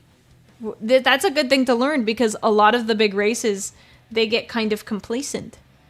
That's what happened with the Eldari and Slaanesh happened. The Necrons, even though they live forever now, they're more focused on internal disputes rather than going anywhere. Kind of the same with the Imperium in some ways. Bureaucracy. It's not very good at all. Yes, that Trazen considers stealing the Emperor at one point. Yes, he'd be much better at the restoration and just keeping it maintained. I thought that was so funny. I was like, wow. He's really like, oh man, too bad. I would like to just take him, and I'd like to have him in my collection. Yeah, regression is the main theme amongst all the races. Yep. Necrons are in a state where they could conquer the galaxy, but they're taking their sweet, sweet time. Hey, they've got forever to live. They don't care. They don't care.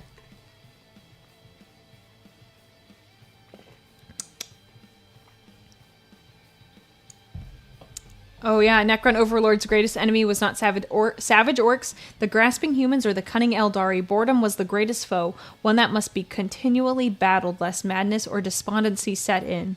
So he had his gallery and his holographic archive ready to... Dang it. It went away right at the last moment. Ready to gift once his kin arose. Yep. Just curious, how much of the new lore have you heard, or is your journey down this rabbit hole recent? For Necrons, I hadn't heard much about them. Specifically Necrons, I knew barely anything. It's they live forever, and I just knew general lore, but this was kind of a new look at them for me. In terms of other lore, like Warhammer lore, I know a good chunk. There's a lot of it, so there's plenty more for me to learn, and I don't know everything, but... I found it interesting how, the Necrons are tied into everything.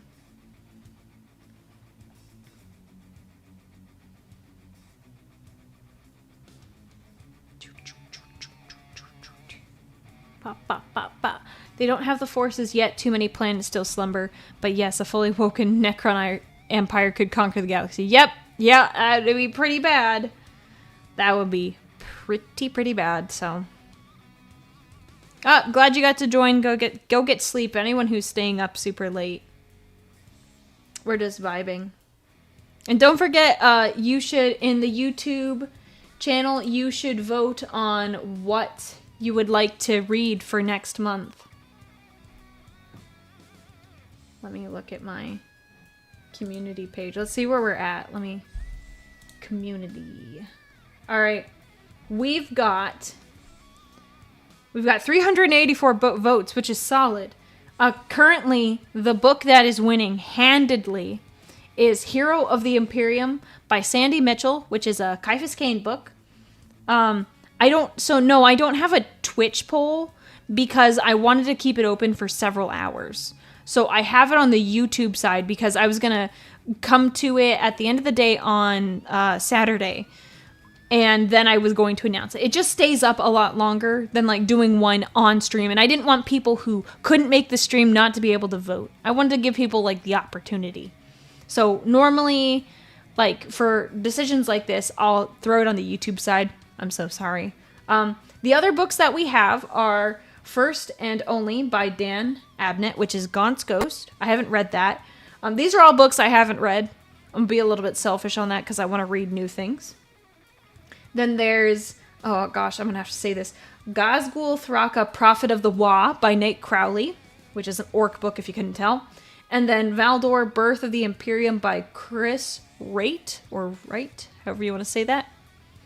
And yeah, so those are the 4 that we have up now. If you want to send recommendations, the Discord has a channel for that. And I go through and I pick some out. 2 of these were from the last poll I had, so I'll cycle them out. So I add new books. We're not just going to go through the same one too. Yeah, you could make a Discord poll, but I already have it up on the YouTube, and I do have it linked. So I'll just remind people at the end of the day tomorrow to go fill it out in the Discord side. 1 second.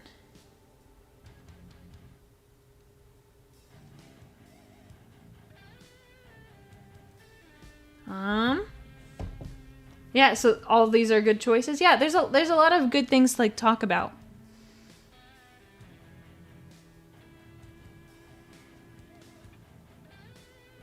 The Valdor titles are your pick. Yeah, well, yeah, vote. So currently, how it stands is we have the Kaifas Kane book at 45%, the Orc book at 27%, the Gaunt's Ghost book at 17%, and the Valdor book at 11%. But there's still time for odds are it'll be like 2 of them unless a lot of people just like swarm and vote like crazy. What 40k book should you start with? I recommend probably starting in the Horus Heresy. It gives you an idea of what's happened in the world. What is the first book? I don't remember it.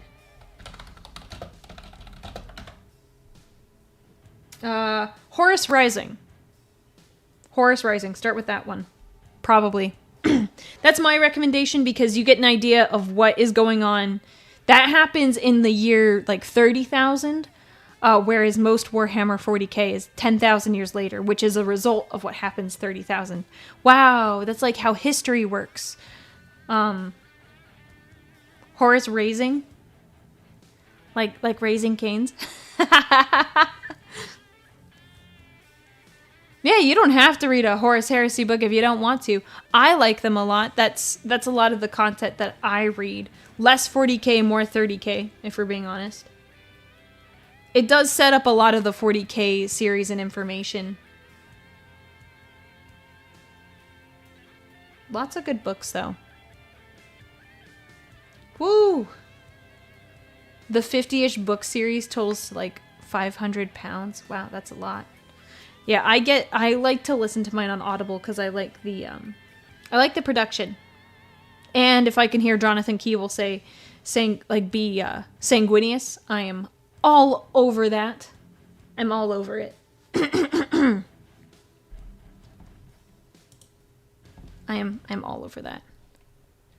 You're gonna read the Horus Heresy now. I'll try to read them as soon as you can, so I can read the next book of the pool. Yeah.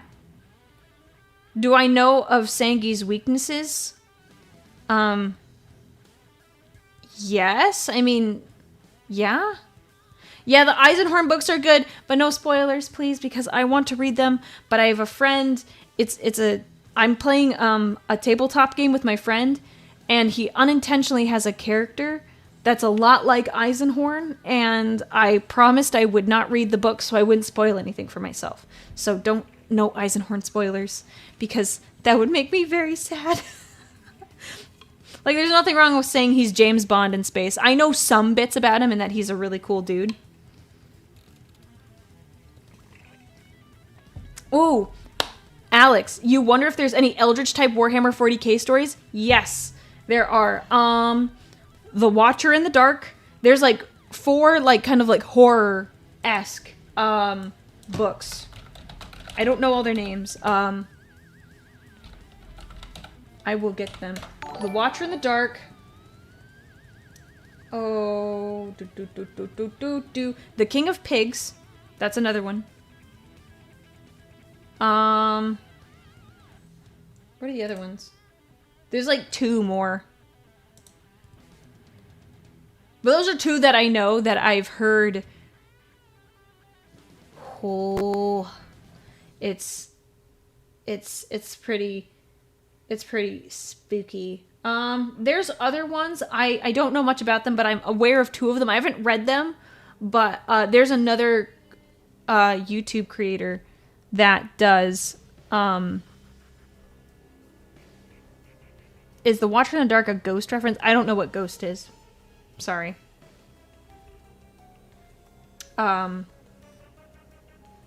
There is another channel, sorry, that has talked about King of Pigs and the Watcher in the Dark. And I was like, oh, they're kind of scary.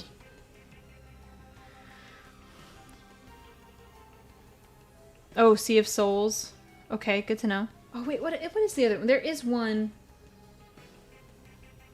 that I remember. I can't remember the name of it, though.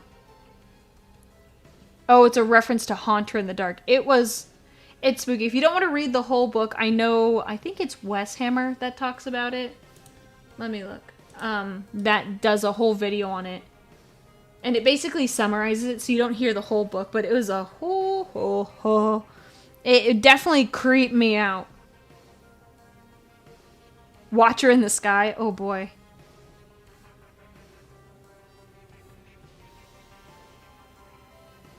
The Watcher in the Dark is pretty scary but cool. Yeah.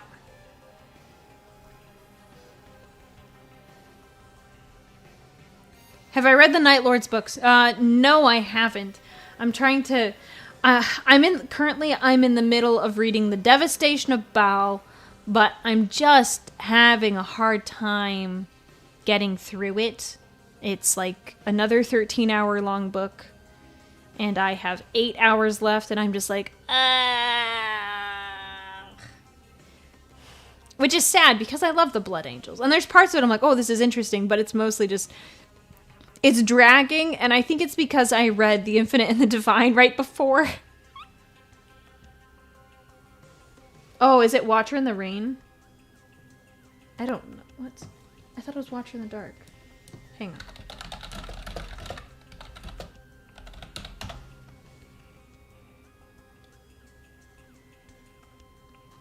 on. Let me make sure I have the name of the book. You'll probably still find it anyway. Oh, Watcher in the Rain is the name of the book. Is the actual name of the book. Watchers in the Dark is something else, but the Watcher in the Rain is the one that's the horror one. Sorry for the confusion.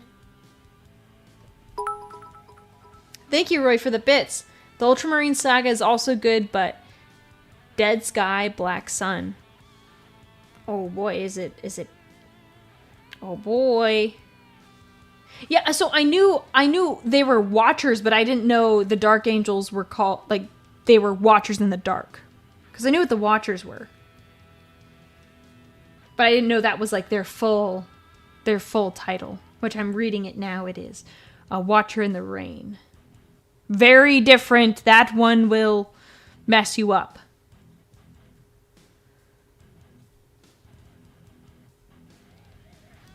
Yeah, there's so many good Warhammer books out there that I want to read. I just don't have all the time in the world. If you like the connection between the Necrons and the Blood Angels, there's a short story with the Silent King and the Blood Angels. Yes, I heard about that, and I want to check that out too. Wasn't the King of Pigs a fan made, then made canon? I actually don't know. I have no idea. I just know that it is in the Black Library list of books that are like legit. Oh, yeah, don't spoil The Watcher in the Rain, but the ending is... I definitely needed to do something else, because I listened to the summary, which was like a nice little retelling, but it was, I watched it at like 10, 11 o'clock at night, and I was like, I don't want to sleep now. Aurelia, are you from the gunnery deck? I don't know the Night Lord's joke, I'm sorry. There's so many books I want to read. I was trying to read at least like one book on each one of the Primarchs. Let's see, which ones have I gotten through? I've done... Let's see, what did I... So I read... The first book I ever read was about the lion.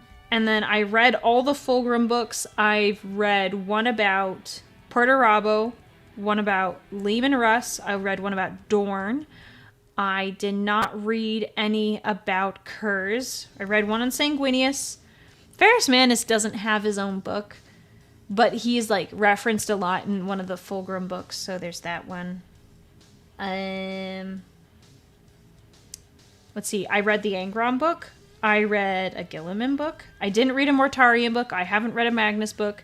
Horus is like... I've covered Horus pretty thoroughly. I've read... What else have I read? Technically, a Lorgar book I've read, and a Corax book, and the Alfarius book. So I've covered 15 of the 18 Primarchs I need. They're like my least favorite ones that I haven't read. Well, that's not completely true. Kurz, Mortarion, and Magnus. Magnus, I kind of like Magnus. He's chill. So I just need to read those 3 books. Kurz's Primarch Good is surprisingly good. Okay, I'll have to check it out. What did someone say? Someone asked me. I wanted to answer that question. What did it say? What do I think about Perturabo? He's not my favorite. I said this in a previous stream. I was talking about which oh, also, Scars, thank you. I didn't read a book about the con, thank you. I had a hard time having sympathy for him. I know there's a lot of stuff that, like, happens, and okay, that's not true. I do have some sympathy for him because he got all of the bad assignments, and a lot of his sons were dying, and I feel really bad because he lost a lot of his sons. But, like, you gotta have a conversation. And I said this on another stream. It was the ranking the Primarchs if they were a good spouse. And I said, honestly, what Perturabo he just needed... Oh, thank you very much for the bits. Thank you. Congrats on the 5K on YouTube and 700 on Twitch. Thank you. Thank you so much. I'm very happy. Sorry, take a sip here. That he just needed like a wife or someone. It's similar to like when you're at the restaurants, like, oh, I said he doesn't, like he said he didn't want pickles. He just needed someone to go up to the Emperor and say like, look, like he wants different assignments. You need to give him different assignments. And it was really funny. It was so dumb. So dumb. Oh, by the way, what happened to the 2 mystery Primarchs? So does literally no one knows. So one of them got discovered. It's referenced in the Fulgrim book, Palatine Phoenix, and it is assumed, basically, that that brother committed treason or heresy of some kind, and the Emperor had Leman Russ kill him. As for the other one, I think that one was never found. So there's a son out there that hasn't been found.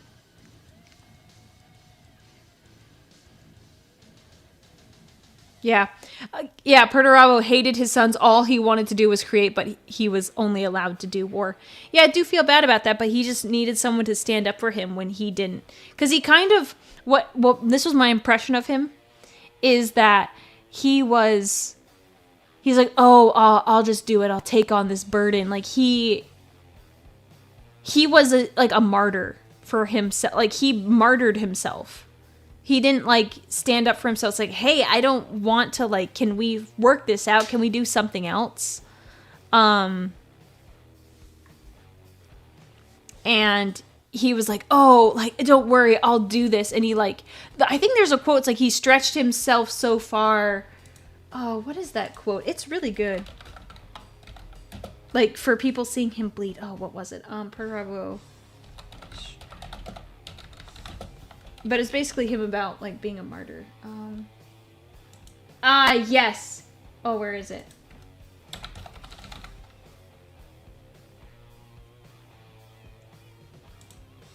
There it is. Here it is. All right. So this was the quote. You brood in the shadows when all you want to do is scream, look at me. You are too arrogant to win people over through effort.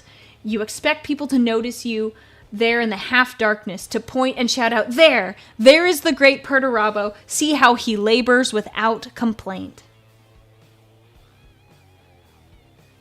Yeah. Yeah. That was like, that got said and I was like, well, that is exactly, that like covers everything in my mind. And I believe his, I forget who said that to him, but it was pretty fire. It was so fire. Yeah, the wolves destroyed one or both the missing Primarch's legions, yeah. For all I know, it's like, it was just the one, but hard to tell.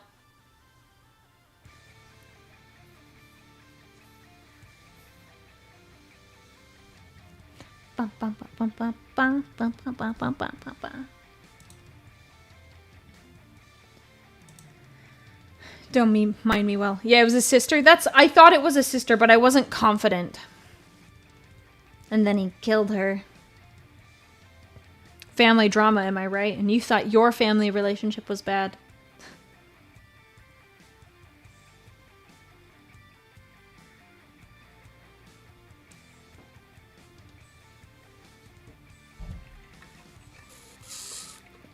Hello, everyone who's joining. So yeah, it looks like I have a couple Primarchs to read. So from my list, I got to read a Kurz book, a Mortarion book, a Magnus book, and a Khan book. So I've got 14 of the 18.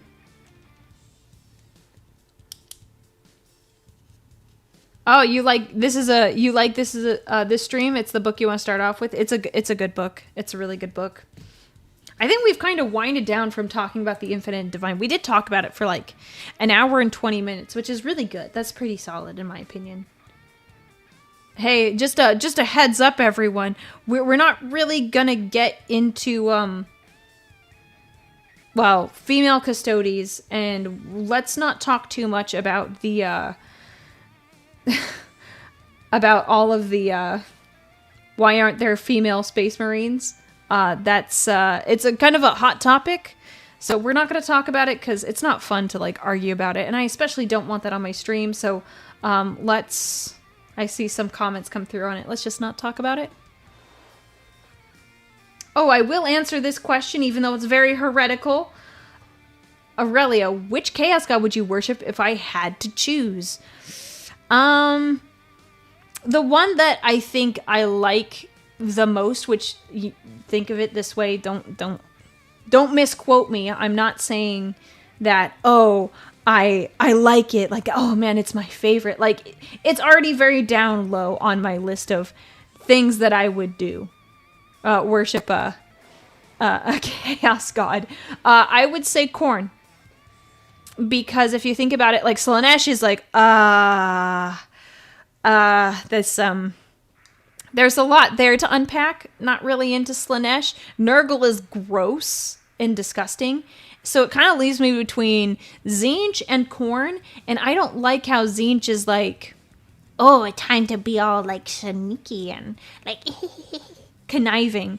Khorne at least is like straightforward. And it's like, all right, you better start killing things and just being angry. And I'm very happy with you for that. And that's it.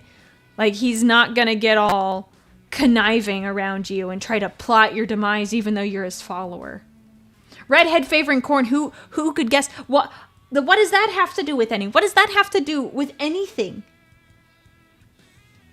That... Oh my gosh. Yeah. The Inquisition would like to know the nearest train station to my area. Well, I'm not going to tell you that.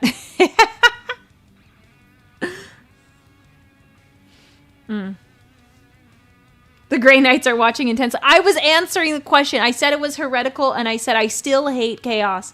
I'll put it on the record. I hate chaos. I will not fall to chaos. It's a long-running bit that in some circles that redhead really like corn. It's a joke about the Reds. I never thought of it that way. But, I guess. That's just my opinion, though. Slaanesh is just, ugh. Feel like it says a lot about a person if they're like, I would fall to Slaanesh, and it's like, okay, I would like you to step away from me, please. Like, please don't talk to me. I'm immediately uncomfortable.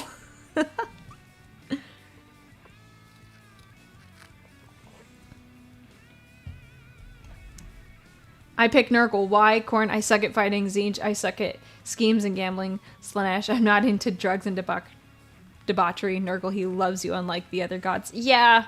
I don't think I would. That's just... ugh. Just makes me, like, cringe. Ugh. I know, Slaanesh doesn't always have to be about the no-no stuff, but it's still... That is, like, immediately the first thing people think of, because it's all about excess, so it could be excess of, like, whatever. Food, you could really get into it. But, Blood for the blood god and skulls for the skull throne. I love it, I love it. I'm glad people, who have to go right now were able to make it.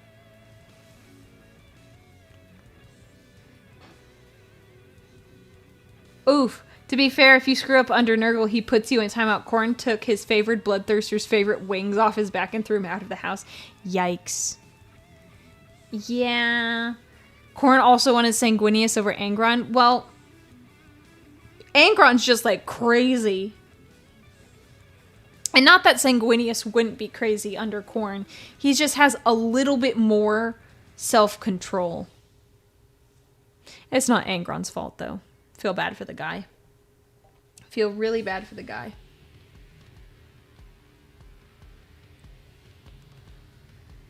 Corn, you lost your flying privileges? Wait, are you saying I look Slaanesh-y? What is this? What is this? This hateful comment? What do you mean by that?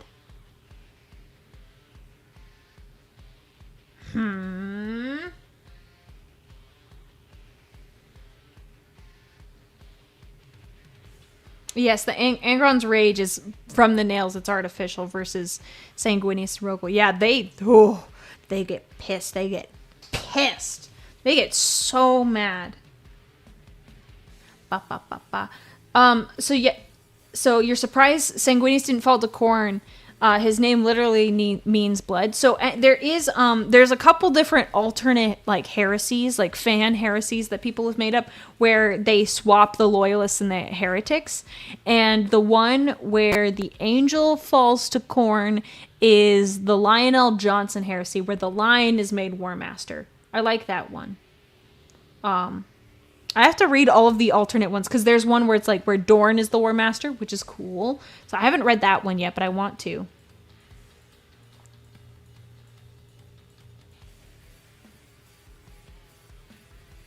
Slaanesh's literal perfection. Oh gosh. The ears. Thank you, darn nice guy. Your VTuber model is attractive and you have a nice voice. If I had to guess, is that why I'm Slaanesh-y? Ah! I'm gonna start sounding horrible so you don't call me that. Oh my gosh. It is funny on occasion I listen back my streams, and it's weird to hear my voice connected to a VTuber model. It's really weird. It's just so weird.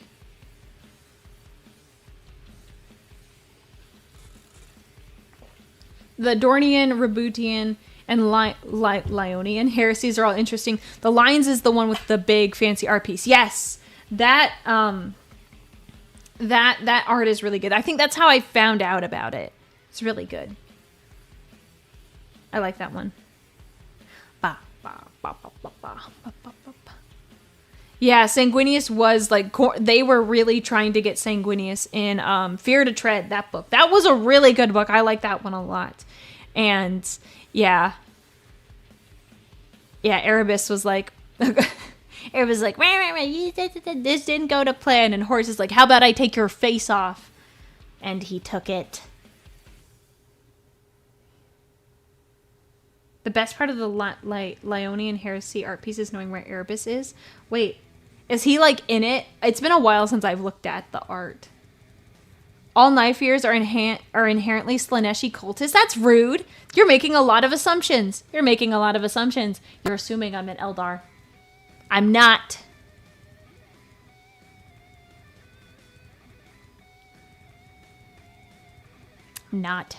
Thought about doing a VTuber thing. You just be a blood raven with no facial expressions. So you just wear the helmet.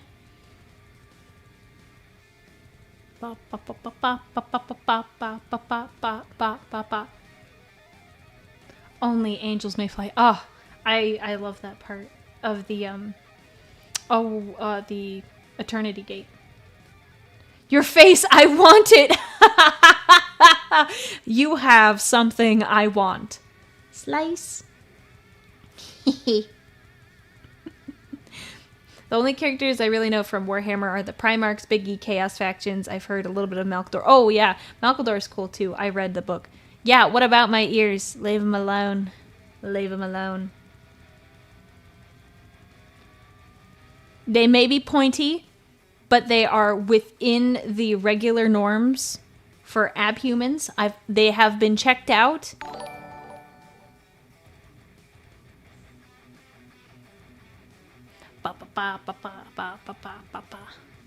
Say, Lord Captain, where did that Ordos Xenos Inquisitor that came to talk to you wind up? Haven't heard from him in a couple months. He never showed up. Never showed up, never saw him. You know how warp travel is. It's difficult.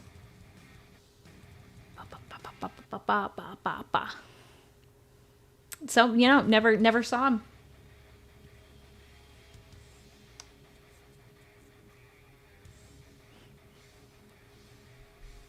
Oh, thank you. I'm glad you like my ears. Like, the one person in chat that doesn't look at my ears go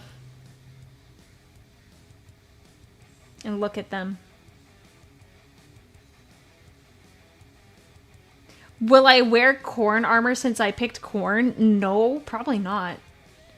I could alter my model so my armor would be red, but no, probably not. No.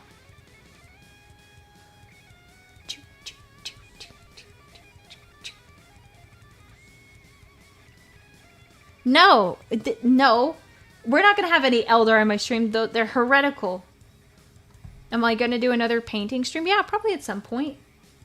I'll probably do some painting. My birthday is in a few weeks. It's on June 21st.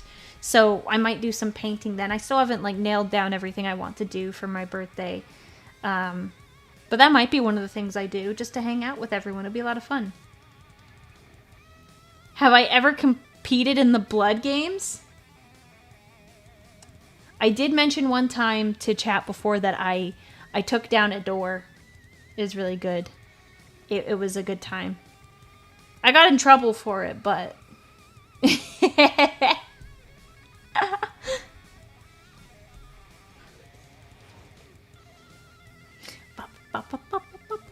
just vibing to this music. Yeah, June 21st. I don't have specific times yet, but I was able to clear my schedule with the Emperor, and I have the day off. I don't need to purge heretics. I can stream all day if I chose. Da, da, da, da, da, da, da. My mightiest nemesis, the door. It was the person behind the door I was going after, but, you know. And when is the gummy scheduled to be consumed? The gummy bear, I think I'm going to shoot for Saturday next week. So then a lot of people can join. I'll probably do an earlier stream so you can enjoy that.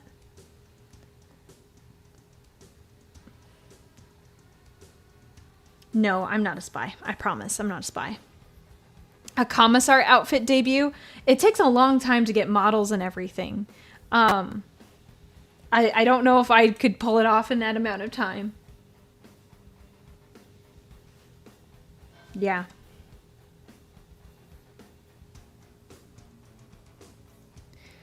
So you got the all clear from Robot Guilty Men to speak the... Yeah.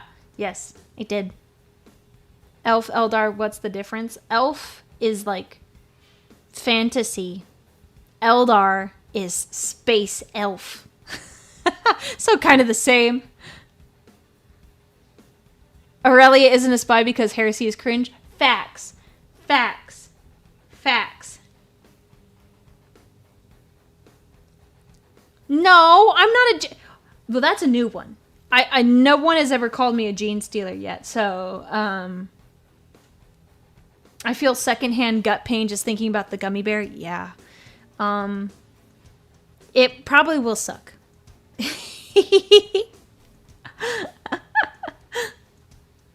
Will there be a blood button for corn, heretic? Do you know how many buttons I would have to put up if I made one extra button? Everyone would request a button, and this would no longer be a VTuber stream. It would just be, I put up I just put up a row of buttons. That's it. It would just be buttons, and I would just sit here. And you would message me and say, can you put a hat on this button? I'd be like, oh yeah, okay, I can do that. And I do it. Do I steal jeans? No. I don't wear jeans. Look. Like, look, those aren't jeans. Not jeans. Only the OG button with the hat on it. Yeah, give me 1 second. I promised I would do a thing. 1 second. Let me... Here. There you go. There you go. Mini Death Knight. I did a thing for you. Because you requested yesterday and I wasn't able to get it on stream before I had to go. But I did it afterwards. Yeah, I could do an armor recolor stream, but like the way my model is designed is selecting single pieces is just, it doesn't look quite right. Like the gold looks really good, but when I try to put another color on it, it just doesn't look right.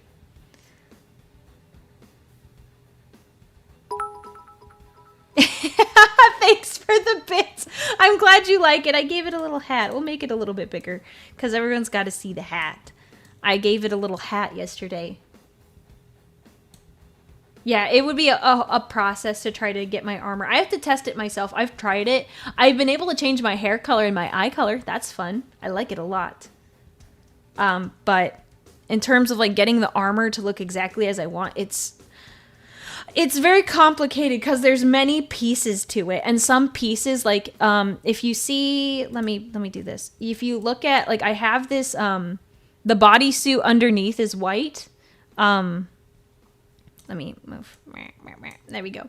The bodysuit underneath this is white. And when I try to select the gold armor, it selects the bodysuit, my skin, and the gold. So it doesn't like do it quite right. Stop! Why? I'm gonna just... That's mean. Can't boop me, not allowed.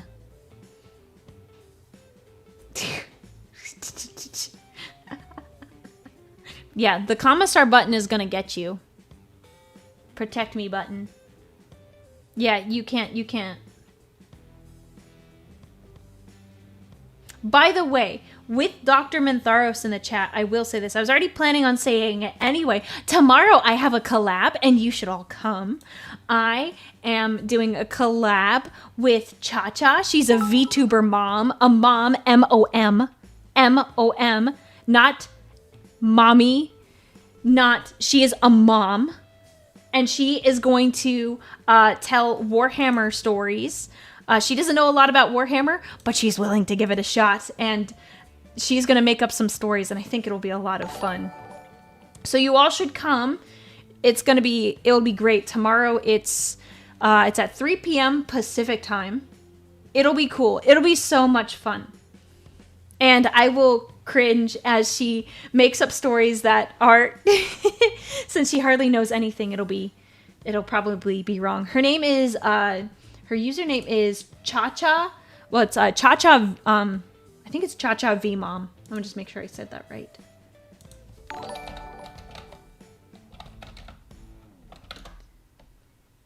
Yeah, Cha-Cha, your V-Mom. And she's really cool. Yeah, it's going to be so much fun. Dr. Mintharos works with her on all of her stuff, and it's going to be so much fun. Yeah, treat her with respect. Treat her with respect. She is really, really nice. So, yeah, it'll be so much fun. It'll be really good. I'm very excited. Just don't make it weird, okay? Thank you, Dr. Mintharos. Perfect. Yeah, I don't think it'll be a very long stream. It'll probably be like 2 hours, since there's only so many stories that can be told, but it'll be really good. Yeah, you're always nice. Chat. Look at me, chat. You're nice. You're always nice. I don't know about that. Yeah, Dr. Mintharos is her husband.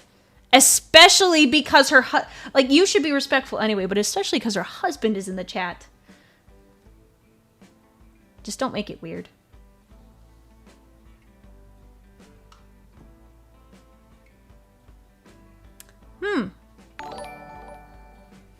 There's another Warhammer VTuber. I'm not familiar. Oh, I've seen her stuff. Oh, she's got a Slanesh model. Well, that's heresy. We can't have that. That's extreme heresy. Yeah, I'm very excited to collab with Cha-Cha. It'll be a lot of fun. As for... Yeah, I'm just really looking forward to it.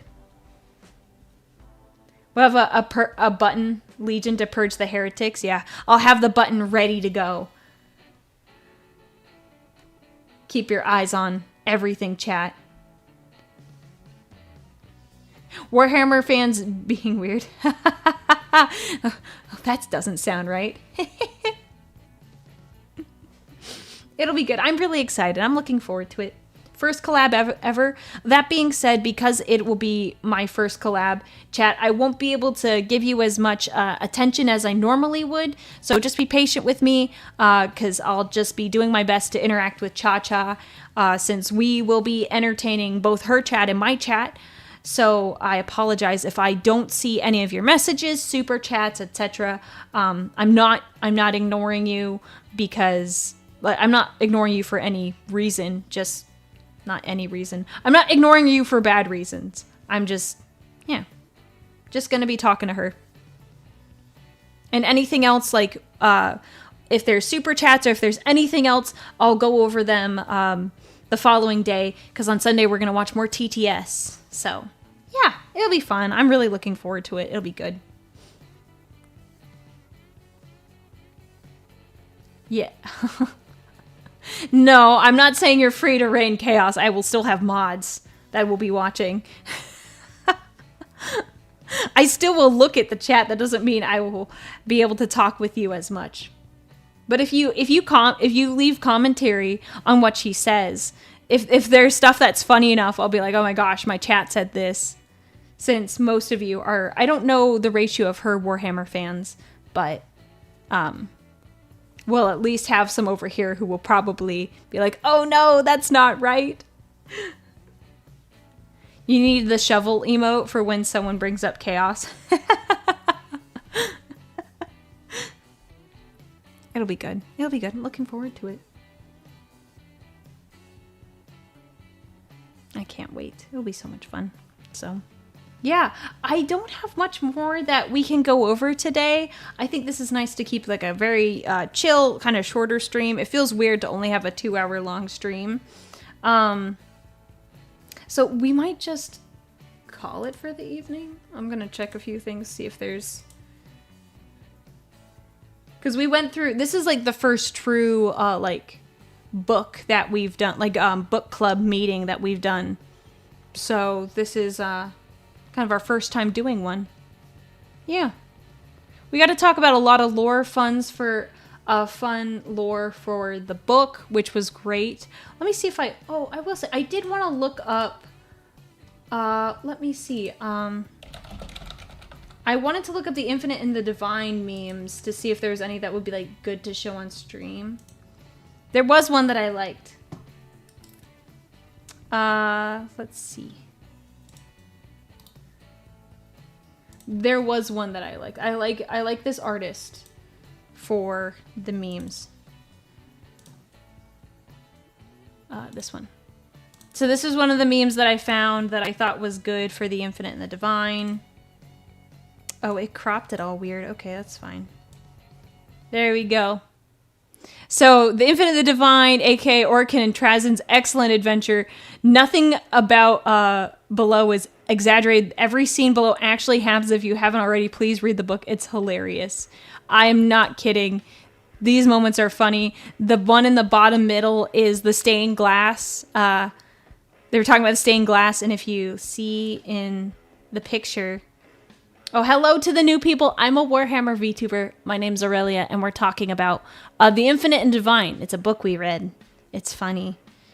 You can see the stained glass window that they were talking about. The dinosaurs where they like crash into the dinosaurs.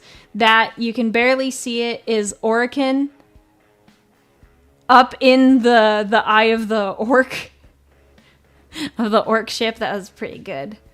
Trazen's like, I have a plan. And then Orican loses an arm and he hands it to him. He's like, this is one of yours, I assume? That's pretty good. Yeah, if I wanted to kill you, I would have sent more than one. Dear colleague. Dear colleague. Let me see if there's other memes that I liked.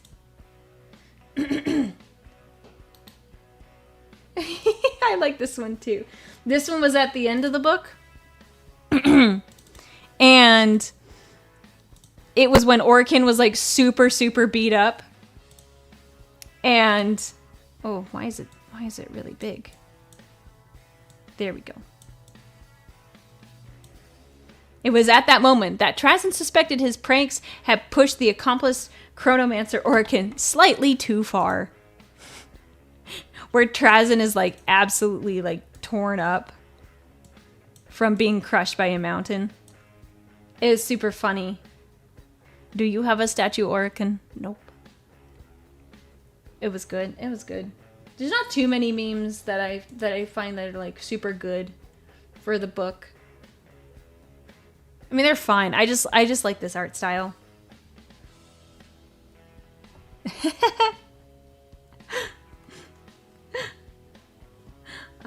There's just... I should have gone through and I looked at some earlier because that would have been funny to go through. I'll do it next time.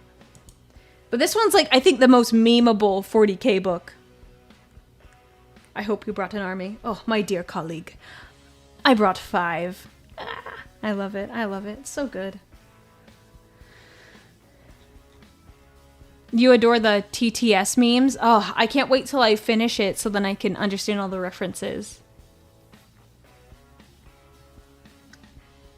I want to understand all the references.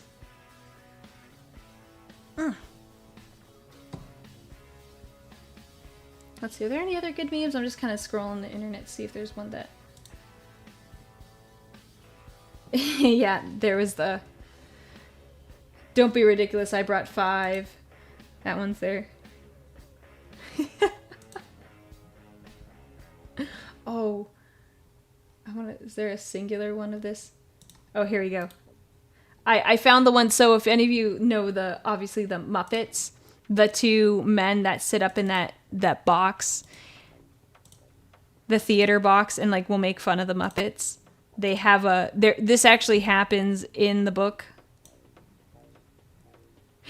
Like this legitimately happens. Like I'm not kidding. They actually go to a theater and they sit up there. It's so funny. That made me laugh a lot because they were just sitting there watching a play.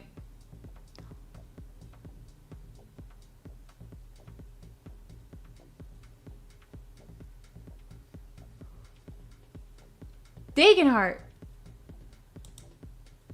Whoa. Thank you for the super chat.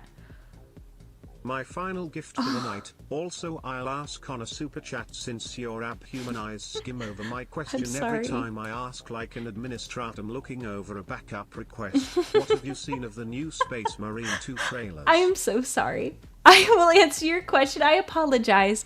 I wish I could catch everyone's chat. Wow. Thank you very much. For the Space Marine trailers, I've seen them. They are very funny because of how everyone talks about Titus and how thick he is.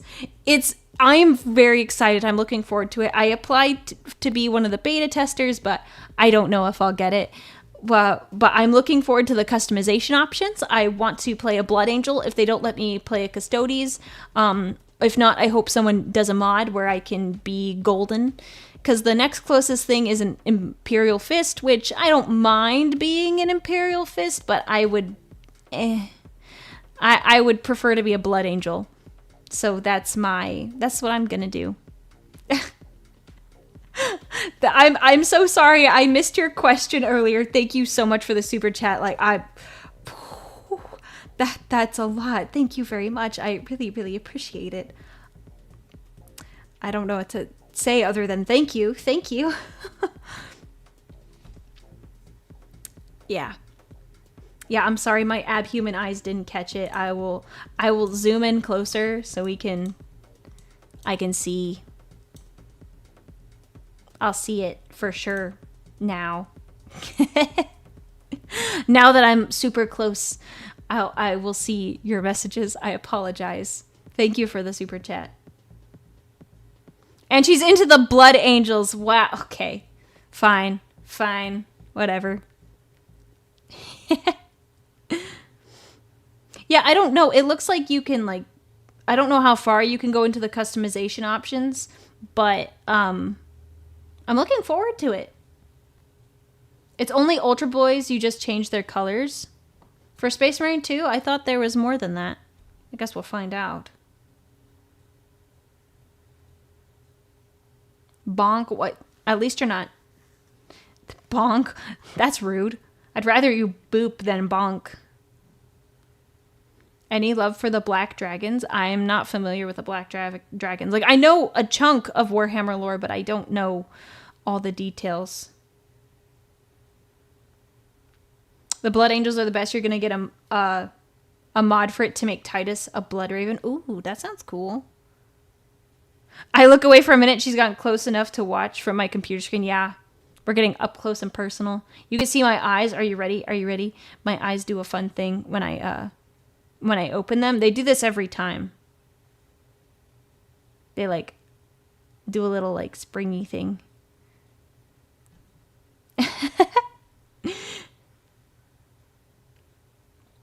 Yeah, I'll back up though. At least I saw the other message he sent. Whoop. Whoop. There you go. There you go. Back here. Do a little wiggle. I like the Blood Ravens too. I like them a lot. Little kleptos stealing everything. Just grabbing things.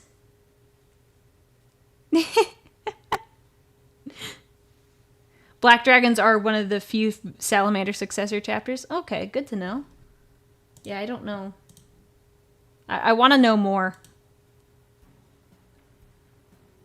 Yeah, I have jiggle physics for my irises. I didn't. This is just what came with my model. I didn't pick that out myself, but I like it. Every time I open my eyes, but usually I blink often enough, you don't really notice it. Unless I'm up close. Or I decide to blink. Like I take a long time between blinks.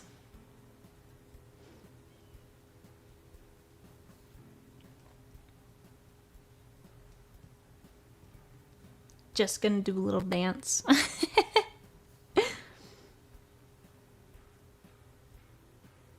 Oh. Black dragons, they're salamanders despite initially pale skin that darkens with bone growths, preference for jump packs, and pure black eyes. Oh, that's scary. I love jump packs, though. I finished Space Marine yesterday, and I was just... Oh, I love the jump pack. I love to destroy my enemies. And I also like heavy flamers. I can't wait. I was very excited when I watched that trailer. Ooh, a VR set? Oh, that sounds great. Jiggle physics. Don't get too excited, chat. The only thing that's jiggling here are my eyes and like my hair and my armor. Nothing else moves. No. Don't get excited. And I think I will keep it that way. It's not my vibe. Yeah. Well, in any case, I feel like... Are you sure I'm not a salamander? I like a combination of different legions. I like the salamanders with the flamers. I like the Raven Guard with the sniper bolter from far away. I like to snipe. But I also like the Blood Angels, and they're really ragey in combat. But like, a noble kind of rage versus World Eaters. No jiggle physics for the Emperor. Why would I do that? Yeah, armor does restrict the jiggle. That's intentional. It's intentional. I just like, I like all of the... No jiggle for anyone.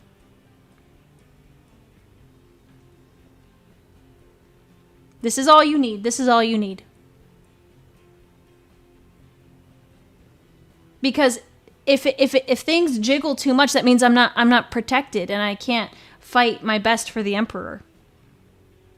So there's that. You don't want me to die, do you?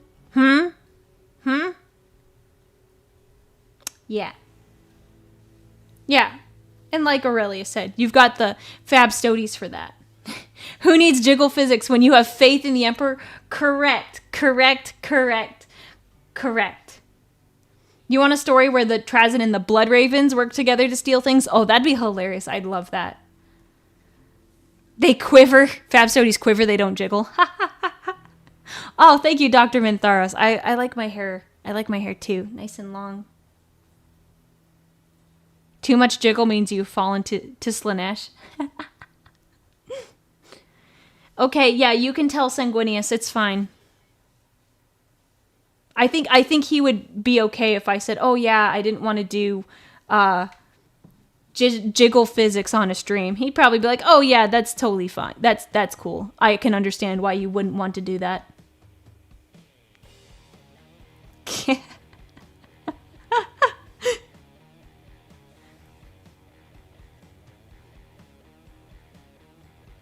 And I like it now that I have like music in the background. I just like to dance to it. I get distracted. I'm like, oh yeah, it's got a vibe for a second. The rest of the Custodes have removed their armor in favor of body oil. I should join them. Well, yeah, but they're also just hanging out in the Imperial Palace. I go and I do things during the week. I leave the Imperial Palace. So I kind of need the armor. Yeah. So, I don't know what to tell you there. The heretics aren't going to purge themselves, so someone's got to do it. I have volunteered, and... Yeah. But I'm seeing the comments for the Blood Ravens and Trazyn. That would be a hilarious book. I love that. Thank you. Like Kitten, I am a useful Custodes. Thank you very much. I appreciate that. I am useful. So, yeah. But I'm excited, so you should come tomorrow to the collab I have with Cha-Cha. It will be a lot of fun. Her channel is in the description of the live stream, which is already up, so you should be able to access that. Or if you look up Cha-Cha, your V-Mom, you should be able to find her that way too. She's really nice, and I can't wait for all the fun conversations we'll get to have tomorrow. It'll be really good. So, yeah, on that note, I think I will probably head out today. I want to make sure I have everything prepped for my stream tomorrow, and I need to edit a few more TTS videos for all of you so you can catch up on the content without watching the whole VOD. Thanks, James, for the bits. Salamander successors are wackos, especially those Primaris ones. Dragon Spear is way more... Oh, boy. It moves so fast, I have to catch up to it. 1 second. All right. Dragon Spear is way more suicidal self-sacrifice. They are also oh, that's gross. They cannibalize, and Black Vipers is Call Salamander chapter. Oh. Okay, good to know. It's cursed. It's cursed. Salamander successor chapters are really weird then. Good to know. Good to know. So, yeah, I'm very excited. We're going to talk about some lore. She's going to make up some lore, and it'll be so much fun. I'm really looking forward to it. Thank you, everyone, for joining. A little bit of a shorter stream, but I want to make sure everything goes smoothly tomorrow, and I'm looking forward to seeing you then. And don't worry, we will have a nice stream, a longer stream on Sunday. We'll watch TTS, and we'll see how far I can go with that one. It'll be really, really good. I'm looking forward to it. So, yeah, feel free to join the Discord. Vote for what book you want to read next month, and we will do another thing similar to this. We'll just talk about the lore of the books and kind of whatever lore we want to talk about. So, yeah, go check that out. Join the Discord. Check out the community page on the YouTube side to vote. So, yeah. Wish you could make it tomorrow, but... you can't. You'll have to be on Sunday. Well, I'm glad you found me. I love being a 40k VTuber. I'm too much of a nerd that I had to go find friends on the internet to talk about it instead of my regular friends. I can get annoying. Anyways, good night, chat. My battle brothers. I will see you all tomorrow. Come join for the collab. And if you can't, join on Sunday. We're going to have a lot of fun. And I will catch you all then. All right. Bye. Have a good night.